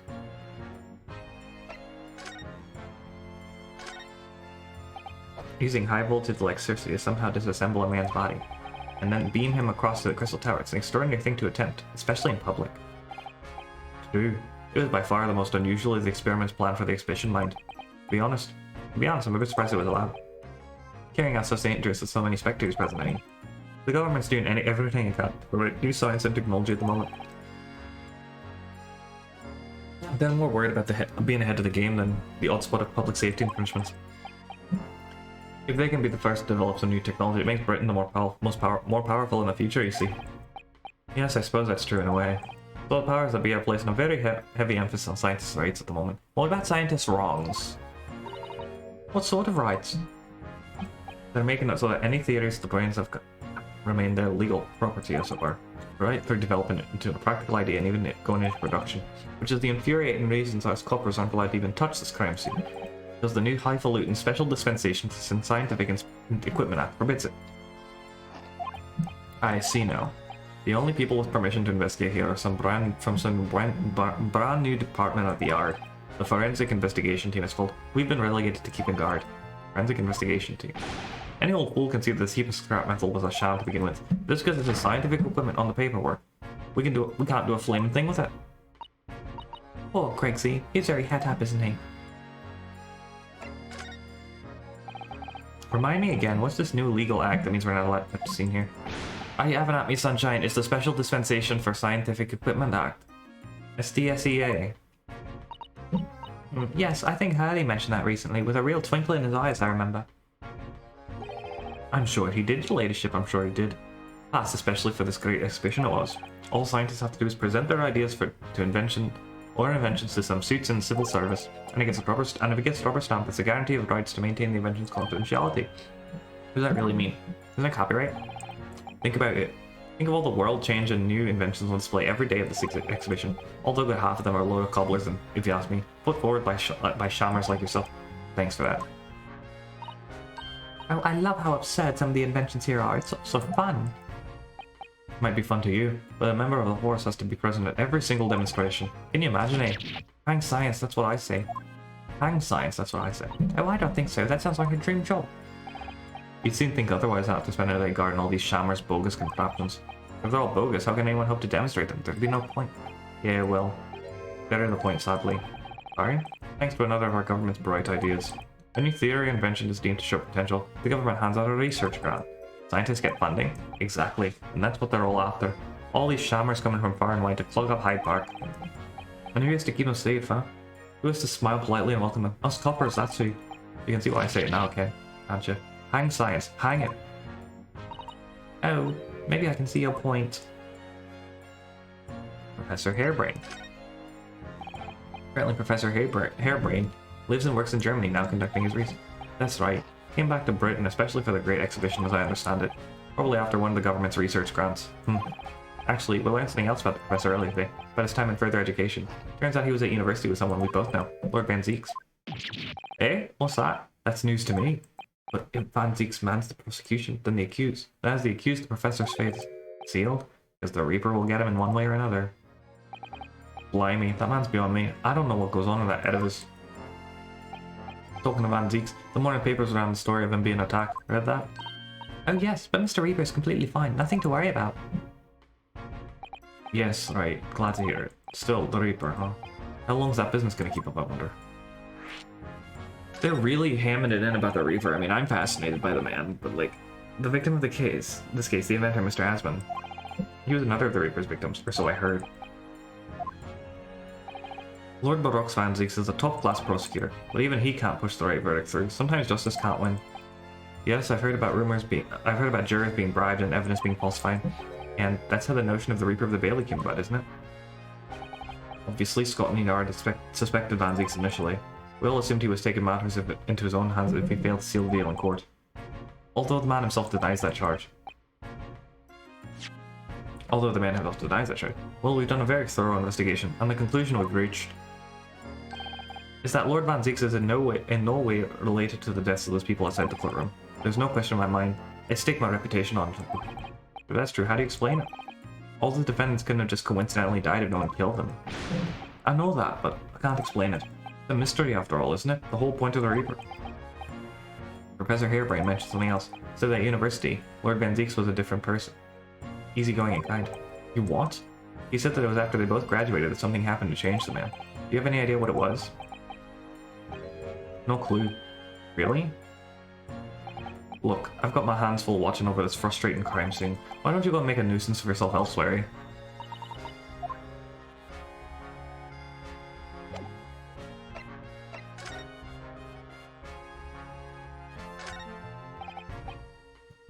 Considering how badly it damaged everything is, Professor Harebrain was lucky to escape unscathed, I'd say. So, touch anything and I'll make sure I kill you before I get strung up myself, you hear? I won't touch a thing, I promise, so please, spare thought for your digestion. Anyway, do you really think this machine could actually disassemble people like the Professor claims? Not really. He asked, looking totally incredulous. Give it a rest, sunshine. If we were allowed to examine all this latent scrap metal, maybe we could answer that question. But we can't, can we? Because the annoying rules, you mean? Exactly, the annoying and destructive flaming rules. Oh, look at the base of the machine there. Oh yes, there's a tool of some kind poking through the wire mesh.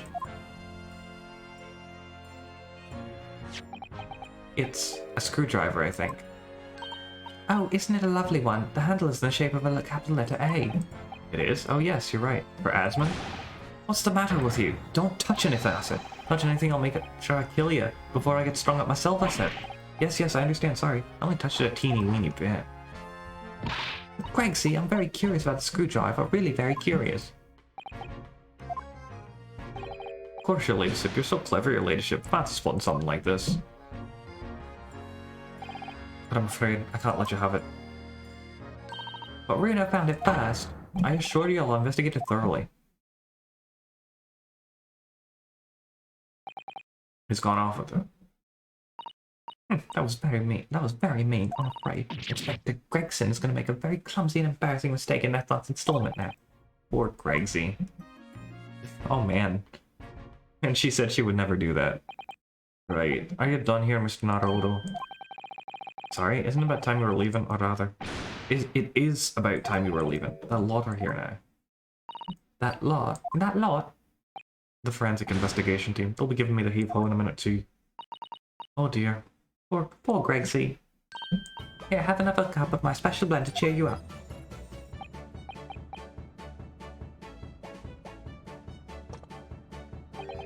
Ah, that hit the spot. Yep, it hits every time. Well, at least I've seen the scene with my own eyes. I think this is as far as we're gonna get with our investigations here, at least. I've been thinking. Hurley might know something, mightn't he? About what? About Mr. Reaper. About what happened to Lord Van Zeeks, you mean? It sounds like very significant occurred after he graduated from university. Something that completely changed his life. Did they go to the same university? Maybe, but I have no idea where to find Mr. Sholmes at the moment. He's in the middle of some big case, isn't he? Yeah, this is what you need. What's this, some kind of entrance ticket? Madame Tuspells? Is this supposed to mean something to me? You don't know, it's the most popular attraction in London at the moment. Very close to Baker Street, actually. We could go now if you like. Oh no, we don't have time for visiting attractions today. I actually have a big trial tomorrow. It's still daylight. But that's where Hurley is. What? This popular London attraction? Yes! How is it that you know where he is? Hurley told me, but he told me to keep a secret from you right now. Madame Tuspells? I don't see how it could be related to the case we're investigating here, but then stranger things have happened, and where they haven't, Mr. Sholmes is usually at the heart of them. Alright, to Madame Tuspells. 2 spells. Oh, it is Waxworks. Okay, cool. Like Madame Tussauds. Oh. What is this place? Look at all these terrifying scenes. But why are all the people so still? Guillotines, ruthless murderers. I know what I'll be dreaming about tonight. They're all wax models.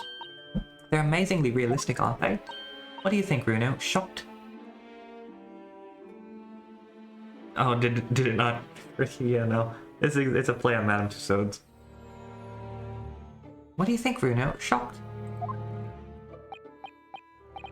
Wax models? Ah! I read about dead bodies in wax once in a magazine about strange phenomena. Depending on how corpses are kept after death, parts of them can turn to wax, apparently. It's called adipocere. Yeah, I'm sure. Wouldn't it be based on... Wait, you mean like it beyond Madame Tussauds? Is Madame Tussauds in London? I thought it was in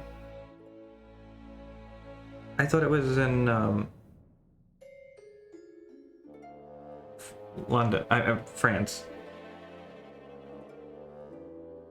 Oh, it is in London. Yeah, no, I knew it was based in. I knew it was based on Madame Tussauds. I just didn't realize Madame Tussauds was in London.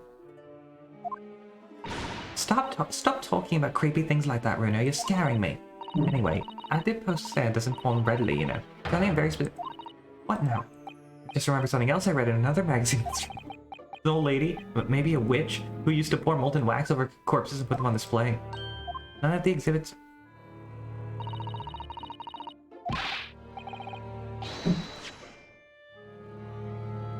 Maybe a witch who used to put. None of the exhibits in here are real. They're all entirely man-made replicas. They can't be. Do you really expect me to believe that? Just look at them. Oh. There's no way anyone could make models of people that are this realistic. And they're all such gruesome scenes. Look at him! Wait. What is it? Oh, no, I must be seeing things. Yeah, that's so funny. Did you guys see what I saw there? Look at this. Look at this dude here. Crazy. It's a weird looking street lamp, though. Oh no, it's pretty normal, actually. Look at it. It's got the...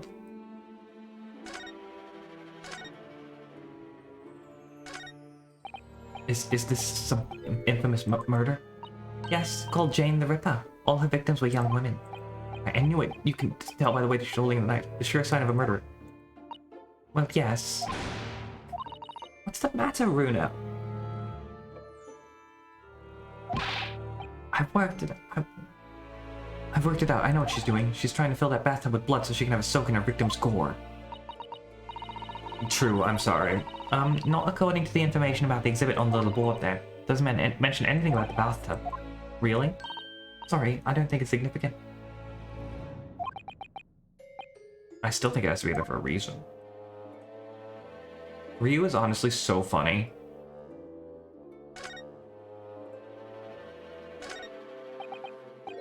That's an arm.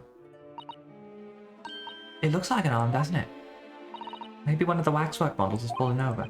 You don't think it'd be the work of one of the mass murderers in here, do you? Real no, stop scaring me. Is it a wax arm or a real one? Come on, you're always pointing that finger up now. Yours in the court. Poke that arm now and see how it feels. Objection.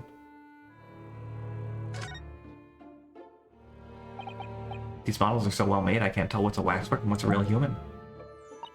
Well, maybe all the exhibits are real people, and when it's closing time and all the visitors have gone home, they suddenly start moving about. Just thinking about it makes me wish it was closing time already and I was on my way home.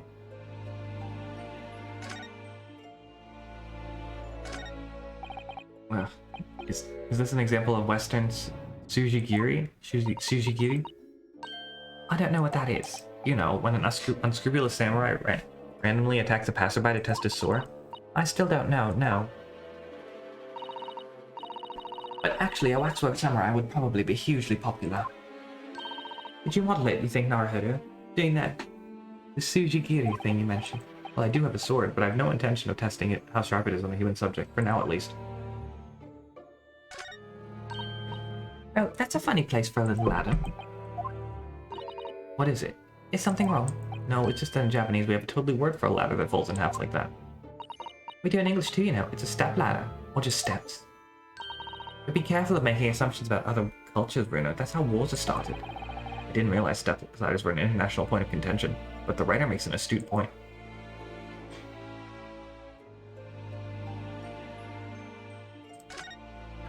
So muscular. Look at him. He's flexing. It's the great detective, Mr. Herlock Sholmes. Mr. Sholmes has his own wax statue in here? Really? Well, he is well famous after all. Uncanny resemblance, isn't it? It makes my skin crawl to look at it. I know! But look, Bruno. But look, Bruno, you can kick this hat and it doesn't move a muscle. Can't go around kicking the exhibit times. Wait. It just moved, I'm sure. And not just a little bit either. Really? Did it? And look closely. There's beads of sweat on the face of this waxwork model.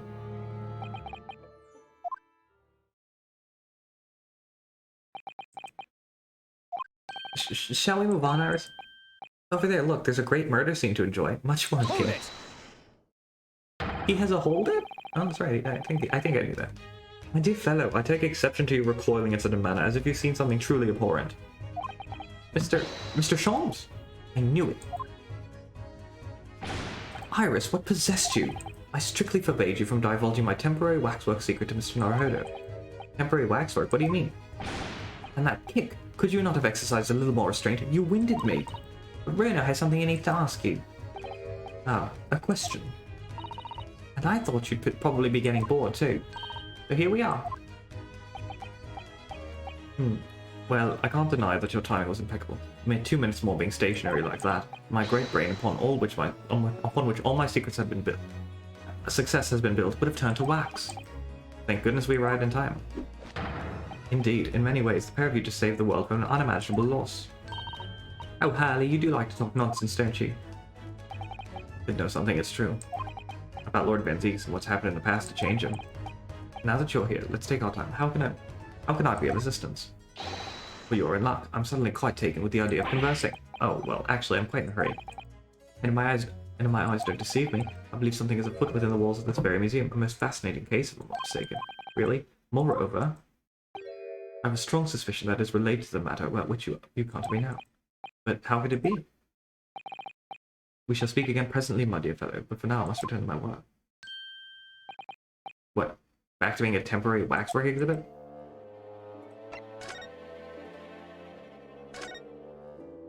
What is this place?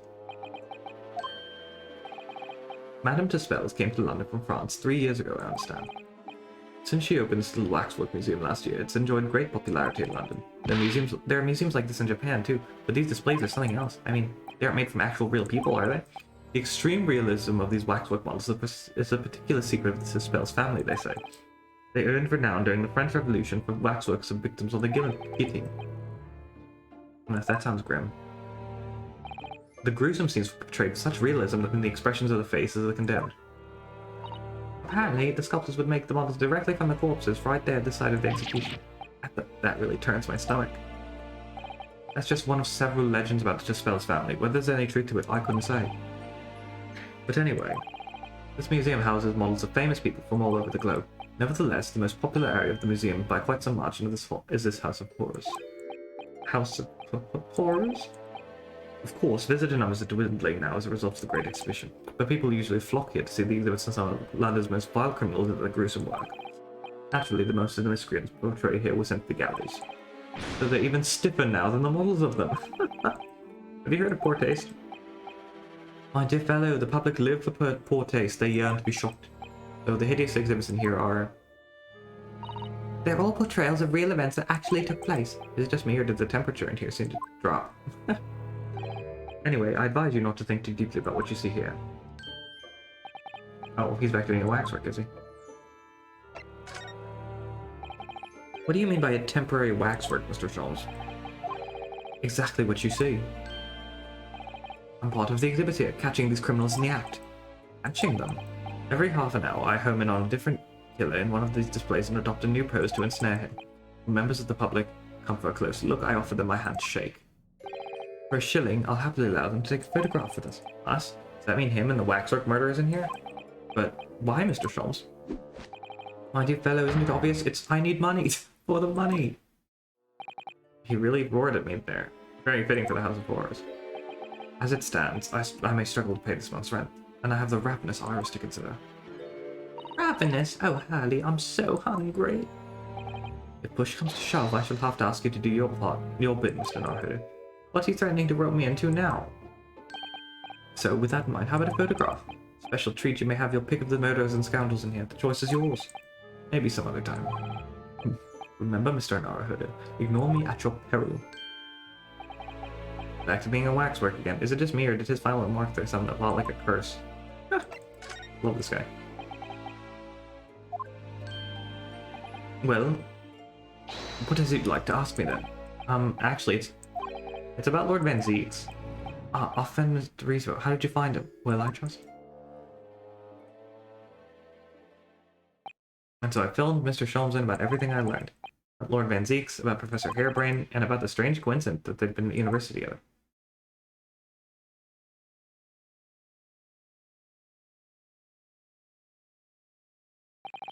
So I'm wondering what it was that happened to make Lord Van Zieks such a different person. I was sure that you'd know, Hurley. You said there was something going on here in this exhibit hall. Something was afoot, and that you believed it was related to what I wanted to ask you about. Mr. Sholmes, he suddenly clammed up. Well, it seems we've reached the unavoidable. Greetings. Greetings? Oh boy. Oh, hello. Where is she? Oh, she's a witch. What's she wearing? Could she look any more mysterious? She's very pretty. I hope you are appreciating my museum. Oh wait, she's from France. Mr. Sholmes, do you know...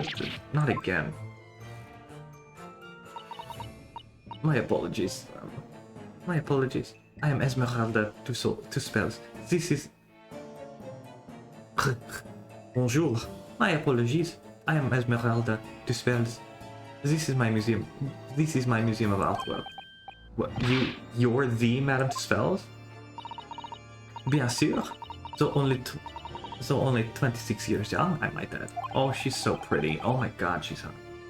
Is that significant somehow? I'm a madame in name only. It adds a certain je ne sais quoi. Right.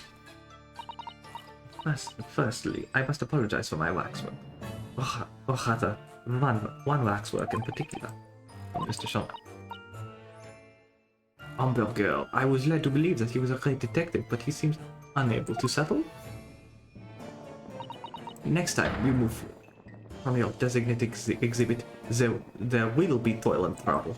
No, that's what? That's Russian. Trouble. She sounds deadly serious. That's a problem. What am I supposed to ask Mr. Sholmes about Lord Van Zieks now? Let's not forget what Harry said before, about something being afoot right here in the museum line. Yes, I know, but... I'm curious, I want to know what's happening here.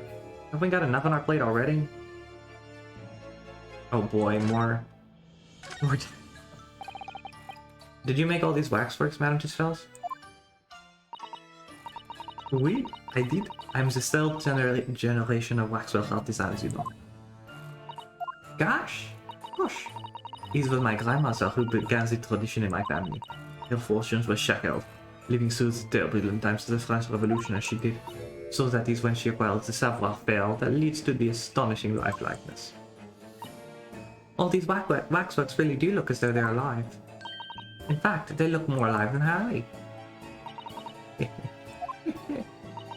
What you see exhibited here represents the most atrocious of London's criminal past. All the waxworks here were created in the presence of real people from which they were modeled, in the hours immediately following the executions. That is the secret to their extraordinary lifelikeness. That sounds terrifying. All walks of life have similar challenges, I'm sure. To carry out one's trade par excellence, one must go to extraordinary lengths. My exhibits are a reflection of society. I create only which the public wishes to see. Why couldn't the public have wished for something less horrifying? Do not fear. Sorry, this room is the only one in the museum with such a macabre theme. I do hope you'll explore. There are models of famous singers, actors, politicians, something for every taste, I suppose. It was Iris who dragged me straight in here, come to think of it. Sorry, perhaps I should have eased you into things.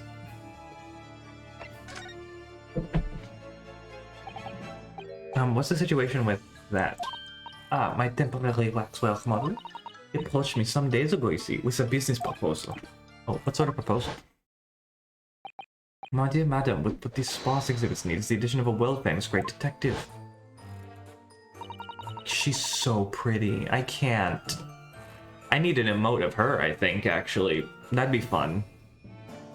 I just need to know what poses she makes so I can... Oh, words to that effect. Naturally, I am well aware that Mr. Sholmes is widely known in London as a talented... It's great detective, actually. He's very specific. Yes, le creme de la creme. So I was keen to come to some arrangement with him, of course.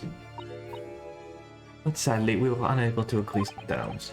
Yes, someone wanted to charge an exorbitant price for services.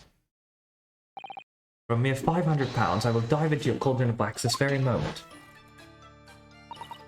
All words to that effect.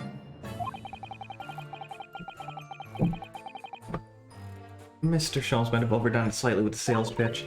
Regrettably, the museum has a shortage of funds at the moment due to unforeseen circumstances. So we came to the current arrangement instead. Surely he doesn't really need to do what he's doing though, does he? I would think not, but he was very insistent. I have a 50-shilling problem that must be resolved by tomorrow, by the morning. All words to that effect. It's the pawnbroker is what it is. He must have something to redeem. Is the consulting detective work not going so well? I thought he was selling music boxes. I wonder, could I ask you something? Bien sûr. I'm just curious. Is there anything going on in the museum at this moment? Some kind of incident, perhaps? Whoever suggested such a thing to you? Oh, well, it was your temporary waxwork over there who mentioned to me a little. Oh, he's disappeared. A wax bottle is a work of medicine. Oh. Look, trade. There you are. Leaving the exhibit again when you should be working? Do you wish to be melted down? My dear Madame Tussauds, save your reprimand. There are more pressing concerns. The wax can wait. It's our ideas about your current problem that we must throw into the melting pot instead. Personally, I would advise you not to involve the police. Why not? You turned as white as a sheet.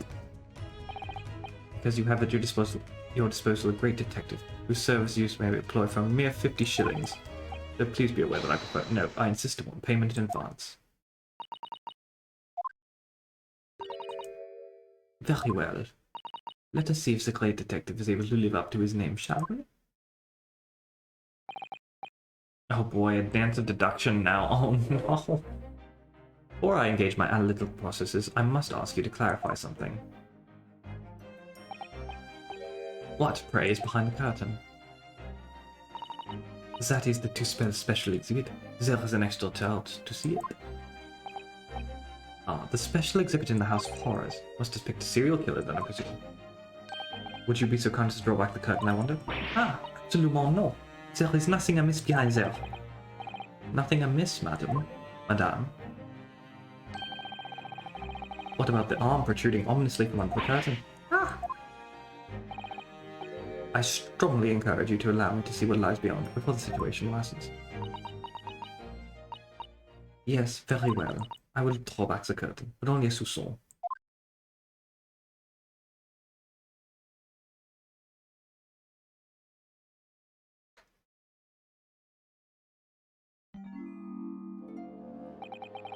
I must confess, I peeked behind the curtain earlier.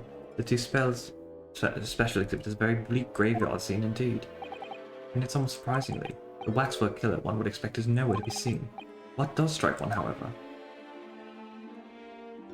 Is that a real man? Is the portly gentleman? Is that the foreman from the first case in London? The portly gentleman lying peacefully on his back on the floor.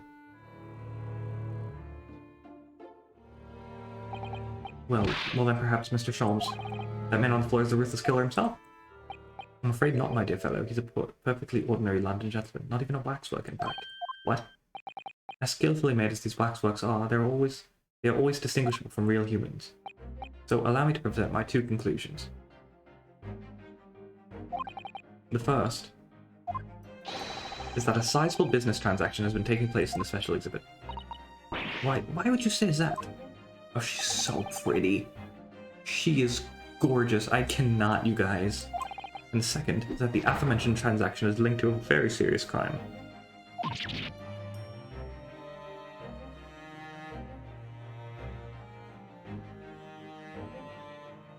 This vampire husband and witch wife. This game was made for me.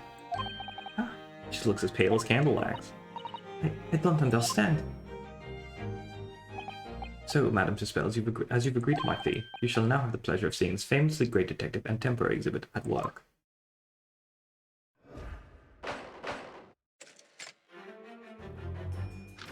I love these. Waxworks faked. To begin with, we must ask ourselves, what exactly is afoot here in this museum? The answer is revealed by the bundle of banknotes protruding so helpfully from your bag. In my estimation, some £200. That is all my own money. So what does this large sum of money reveal? Ah, not as much as the involuntary glance you cast, it would seem, Madame Tuspels. Yes, the answer lies where your eyes not all. The significance of the £200 is revealed by that public notice. Waxwork for sale. Your business has hit hard times, it would seem. In short, you sold the infamous killer the centerpiece of your special exhibit for the sum of £200. No! Now, let us explore the next curiosity which was here presented. Who is the portly gentleman stretched out so peacefully on the floor? It would appear the man suffered a severe shock, the cause of which is clearly known to you. Unfortunately, madam, keeping secrets does not appear to be your forte. What dealt a man such... What? It appears that you twisted this gentleman around your little finger most effectively. What are you suggesting? He rashly agreed to purchase the waxwork for the sum of £200. Only when he came to hand the money over did it occur to him what an extortionate amount he was paying, but the money was no longer in his hands. And the result? The scene we see before us. He collapsed in shock. Yes, the killer in the special exhibit fetched a killer price. We can only pray that this gentleman's dreams are not plagued with regret.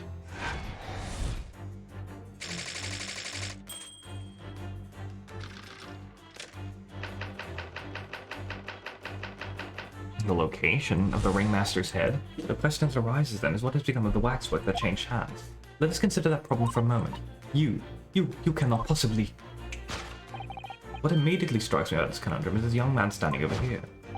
Who is this fellow? To find the answer, we need only observe his neckerchief.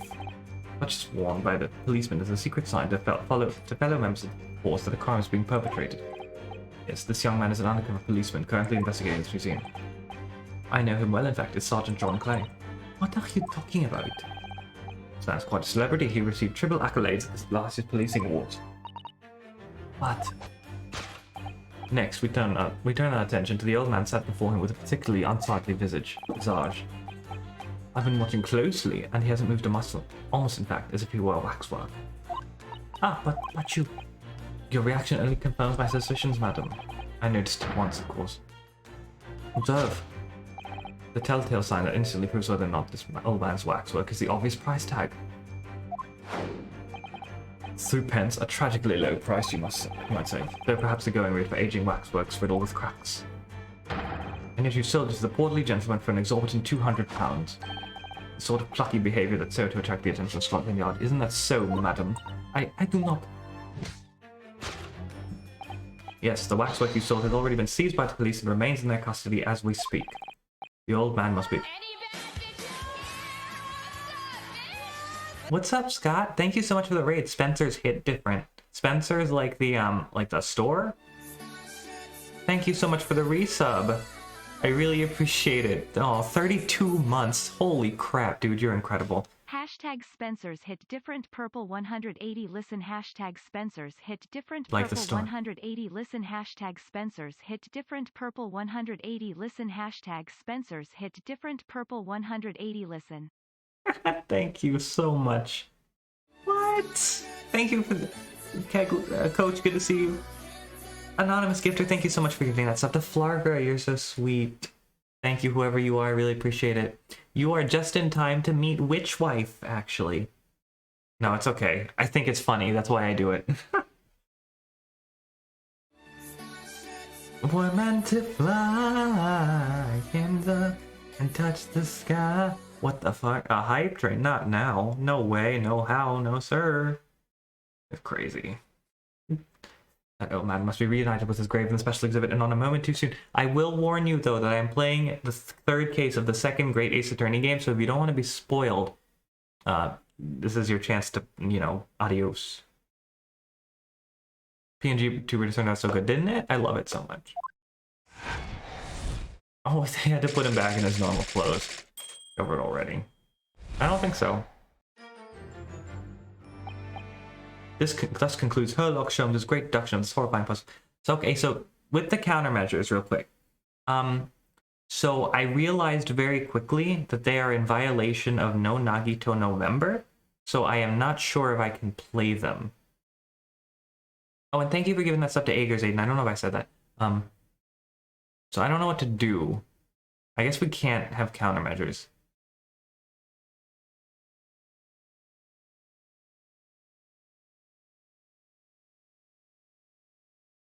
I guess I can do a reenactment, huh?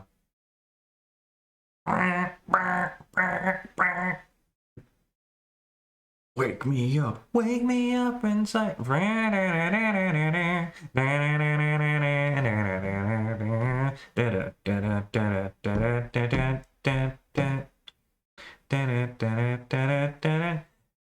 Superstar, got a clue what you're doing.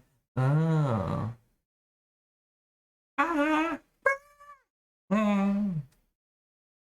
Oh. Oh, that's how it goes, yeah. I forget what comes after that. Go suck a dick, suck a dick, suck a motherfucking dick, suck a dick, suck a huge or small dick. Scott, thank you for the 1,000 bits. You're so sweet. You didn't have to do that. You're so incredible. Very, very kind of you. And that is a hype train done. There's no music. Play the music again.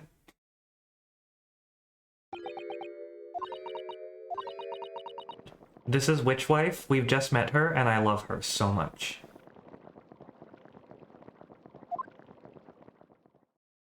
I see I've stunned you all into silence. You have, Harley. You have. And you've obviously upset this young lady in the process.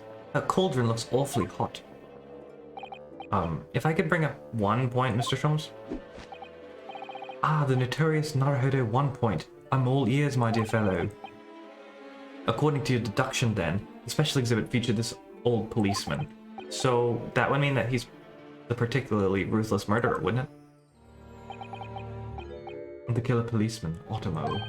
Sorry, it was a mysterious series of murders that rattled the capital only last year. The police rushed to the scene every time only to find the culprit had disappeared into the ether. And it turned out the culprit was a policeman himself, a senior officer by the name of Otomo. You mean that's who the sinister looking old man is there supposed to be? Indeed, it is a particularly grim face, is it not? Unforgettable, in fact. Yes, I remember that odious countenance only too well. But is £200 a lot of money for a wax model? It would be enough to afford one of the latest steam carriages if that puts things in perspective. So, it is quite a lot then. Is there anything else you wish to add before I melt you down? That bubbling wax is looking more and more ominous.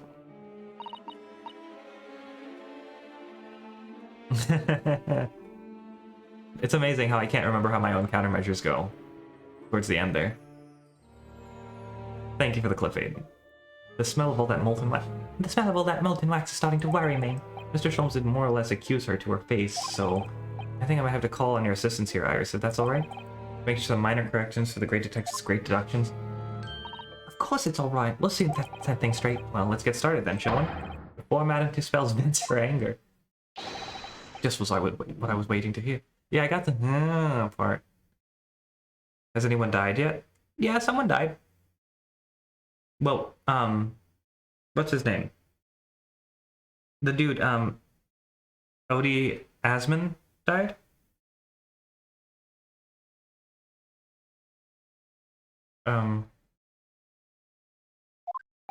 So, Madame Tuspels, in accordance with our agreement, we shall now have the pleasure of seeing... Okay. I figured out the pun, by the way. It's odious, man.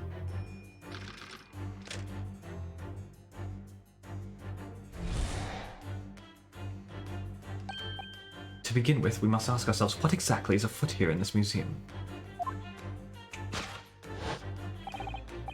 You know, I really did consider starting this case on Halloween, and it would have been extremely fitting.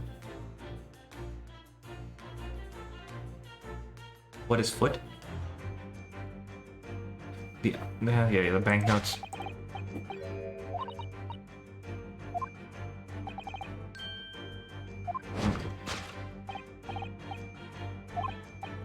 Yeah, I've read all this before, so that's why I'm not doing it again.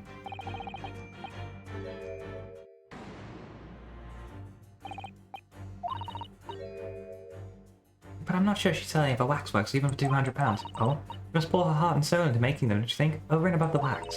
If it were me, I wouldn't sell them for anything. For that much money, I would, but it sounds like that makes me a bad person. Well, anyway. I wonder if the £200 could have some other certificates. Follow her glance. Oh, there it is. Note on the wall. That was easy. Take that! What? Oh, I have to read it, don't I?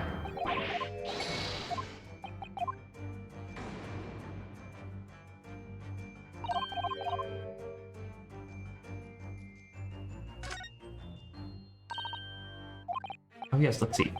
Dear Madame Tuspels, I've taken the prisoner from this room. The price for a safe return is £200. Have the money ready by noon on 23rd October. But this is the sort of thing that's left behind when someone's kidnapped. Yes, it's a ransom note. Exactly. Oh, now... Take that!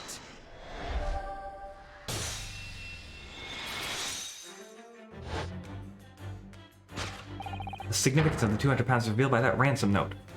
Aw, thank you guys for that little hype train. I really appreciate it. You guys are so sweet. Every single one of you. Quite so. And we must congratulate these criminals on their inventiveness in abducting a waxwork. Ah! £200 is no small ransom fee, yet you clearly intend to pay it. As the model in question has special importance, so I put together all the money I have. In summary, then, the £200 you have in your handbag is ransom money. Now, let us... Okay.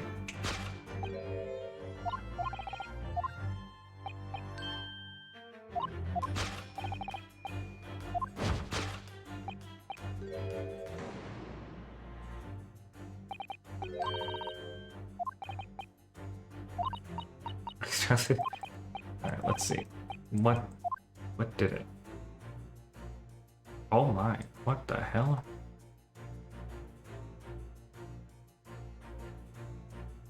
What the hell?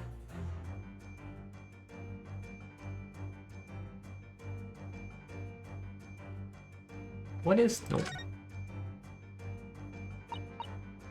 Just not... Yes, it must be. Maybe put... Wait a minute. This is the left hand as well. Look. Don't say such creepy things, Iris, please. Does she... And it seems very stiff too. In fact, it's really hard. You mean... It's made of wax? Thank God I remember to inspect it.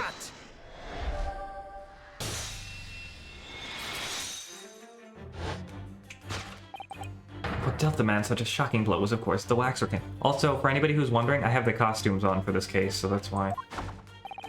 Indeed, with a solid waxwork limb, one could deliver a very substantial blow. How could you... The hand protruding from the bottom of your cape, it ought to be a right hand, but closer inspection reveals that it's in fact the left hand. And somewhat masculine as well. In other words, it does not belong to you, madam. It's the hand of a waxwork model. I can't scream like that. She's so cute. I can't get over it. Some of the visitors to my museum can be troublesome. They meddle with the exhibits and cause damage. Do you mean that arm? Yes, the gentleman saw fit to try to move it as a souvenir. No small keepsake. You got a whole branch of a cherry tree when you go to these blossoms. I'm afraid I had to teach the man a lesson. You confronted them. And the result? You confronted the man and tried to take the arm back. And the result? The scene we see before us. He was knocked unconscious. Point we need to revisit later, but for the time being we have our conclusion. Yes, the killer in the special exhibit has been kidnapped. Kidnapped? Oh!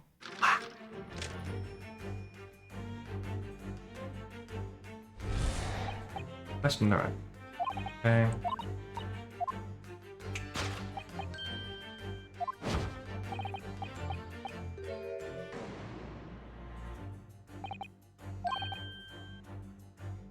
According to Mr. Sholmes, the yellow neckerchief is assigned to other policemen that some crime is underway.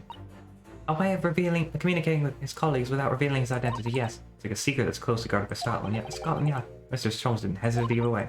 Well, uncovering secrets is any true detective's nature, of course.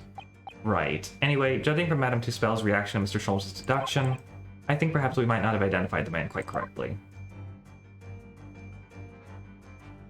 Oh. Take that!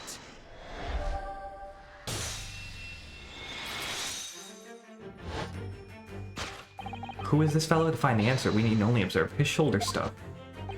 No such boneless human walks this earth, that I can assure you.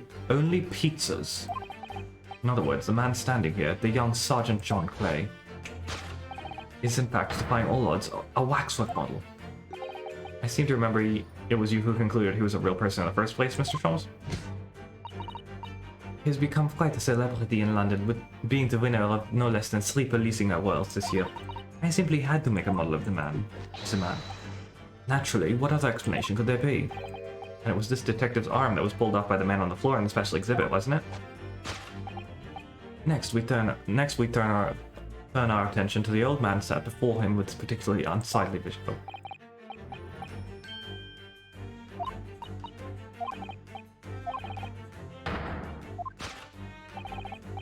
It's not the price tag. 3 pence is not...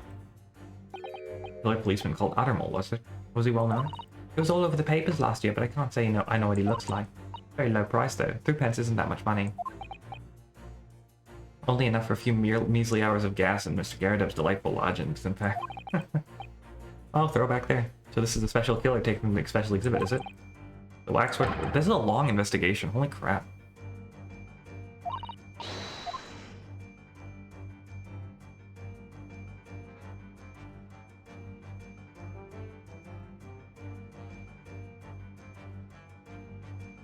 He's literally moving.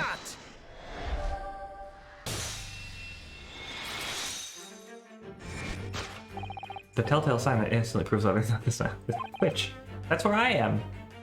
Even the most realistic waxworks do not exhibit a twitch. In other words, this planet on genuine members. Slight shift in your choice of adjectives then. And there you have it. Well, Madame Dispels? Well, what? It was me who contacted the police and demand that someone come in the first place. The police. He's clearly fatigued. He is sound asleep. But then, what's this tag about showing a price of £3?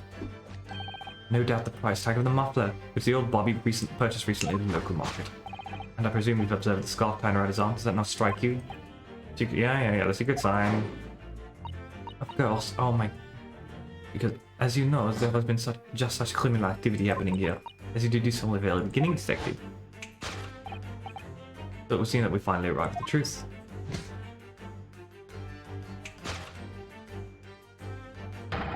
The waxwork of the especially ruthless killer from the special exhibit has been kidnapped.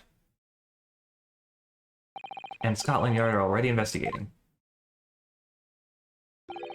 The model's whereabouts remain a mystery, but the model's whereabouts remain a mystery. Thus concludes her look. Okay.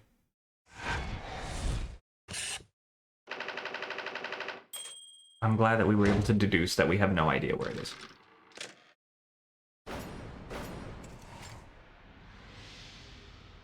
I bet there's going to be one moment in case 5 where they do a deduction in court. That just seems right. All sorts of people visit my museum here. Men and women, young and old. Sometimes they drop in just for a short time on their way back from the pub. I welcome them all. But if anyone tries to damage my exhibits, I do not take it lightly. Anyway.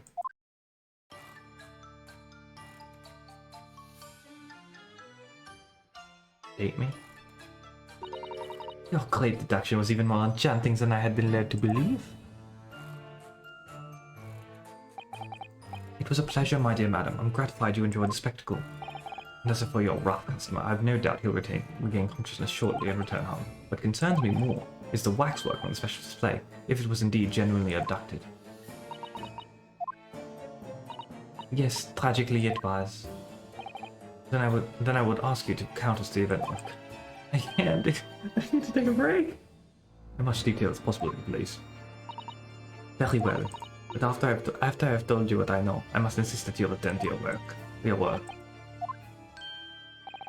The talents of a great detective could be put to better use, I feel, but as you wish.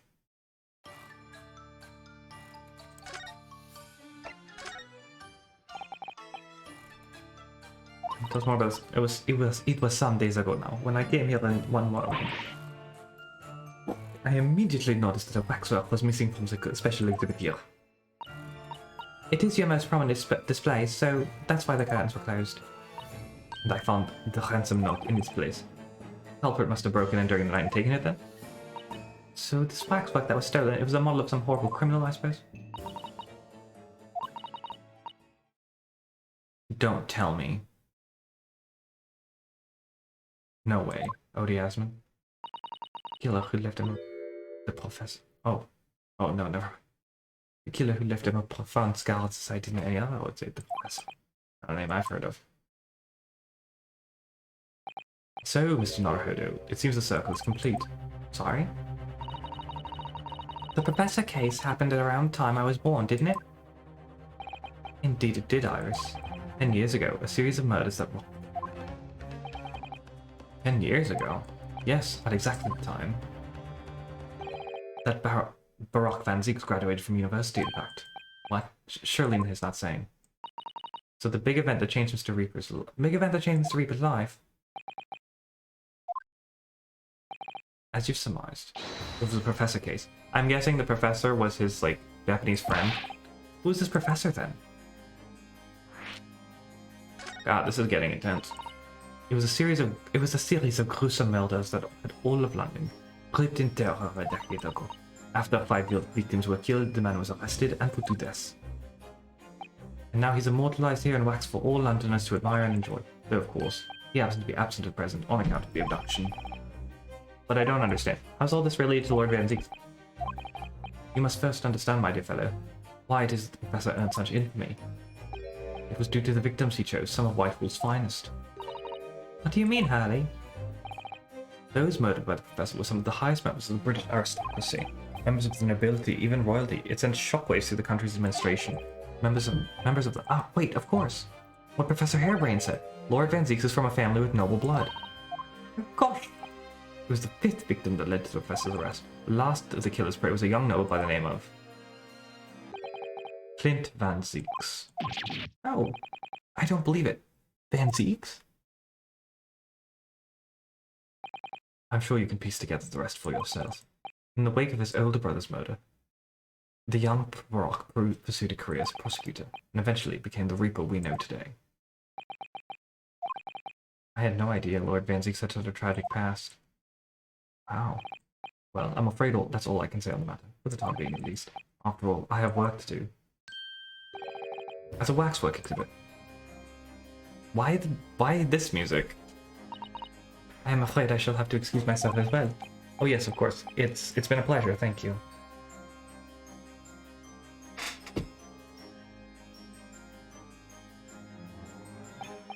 Well, none of the predicted scenarios I've been analyzing involved you coming to visit me here. What was that? Oh, none of the predicted... It's been too long, it really has. I'm delighted to see you, Brock. A prosecutor? Van Zieks, the prosecutor? I can't do. It's been 10 years, and here we are meeting in a prison of all places.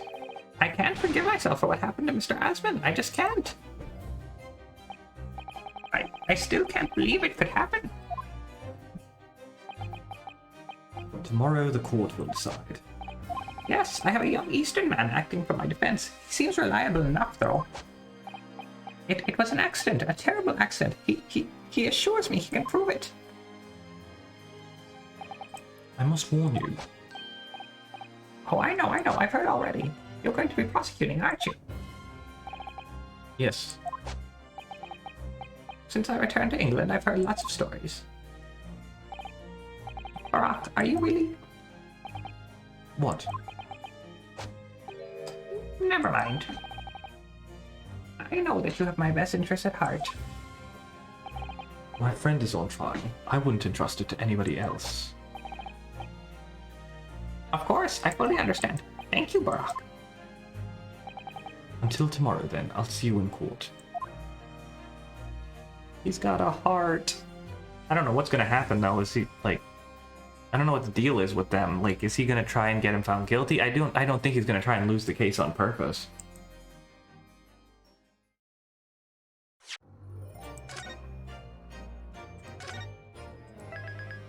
Okay, so I'm gonna be real honest with y'all. I need to take a little bit of a longer intermission than usual because I ate a late lunch and I wasn't feeling hungry when I started, but it's really starting to catch up with me now. So if it's all the same to you, I would like to take like a 20-minute break just to eat. I mean, I'm gonna do it whether or not you guys like it or not, but like hopefully it's not too upsetting. But yeah, I will be right back in about 20 minutes. I have something I can just pop in the microwave. So that'll be dinner. So we'll be fine. I'll be back soon. Take care and oh shoot, I closed the let me reopen a closed tab. Is this the YouTube tab? Yeah, it is. Okay. All right. Thank you guys for understanding. I'll be back as soon as I finish eating. Just let me get the music queued up. No, not yet, not yet. All right. See y'all in a bit.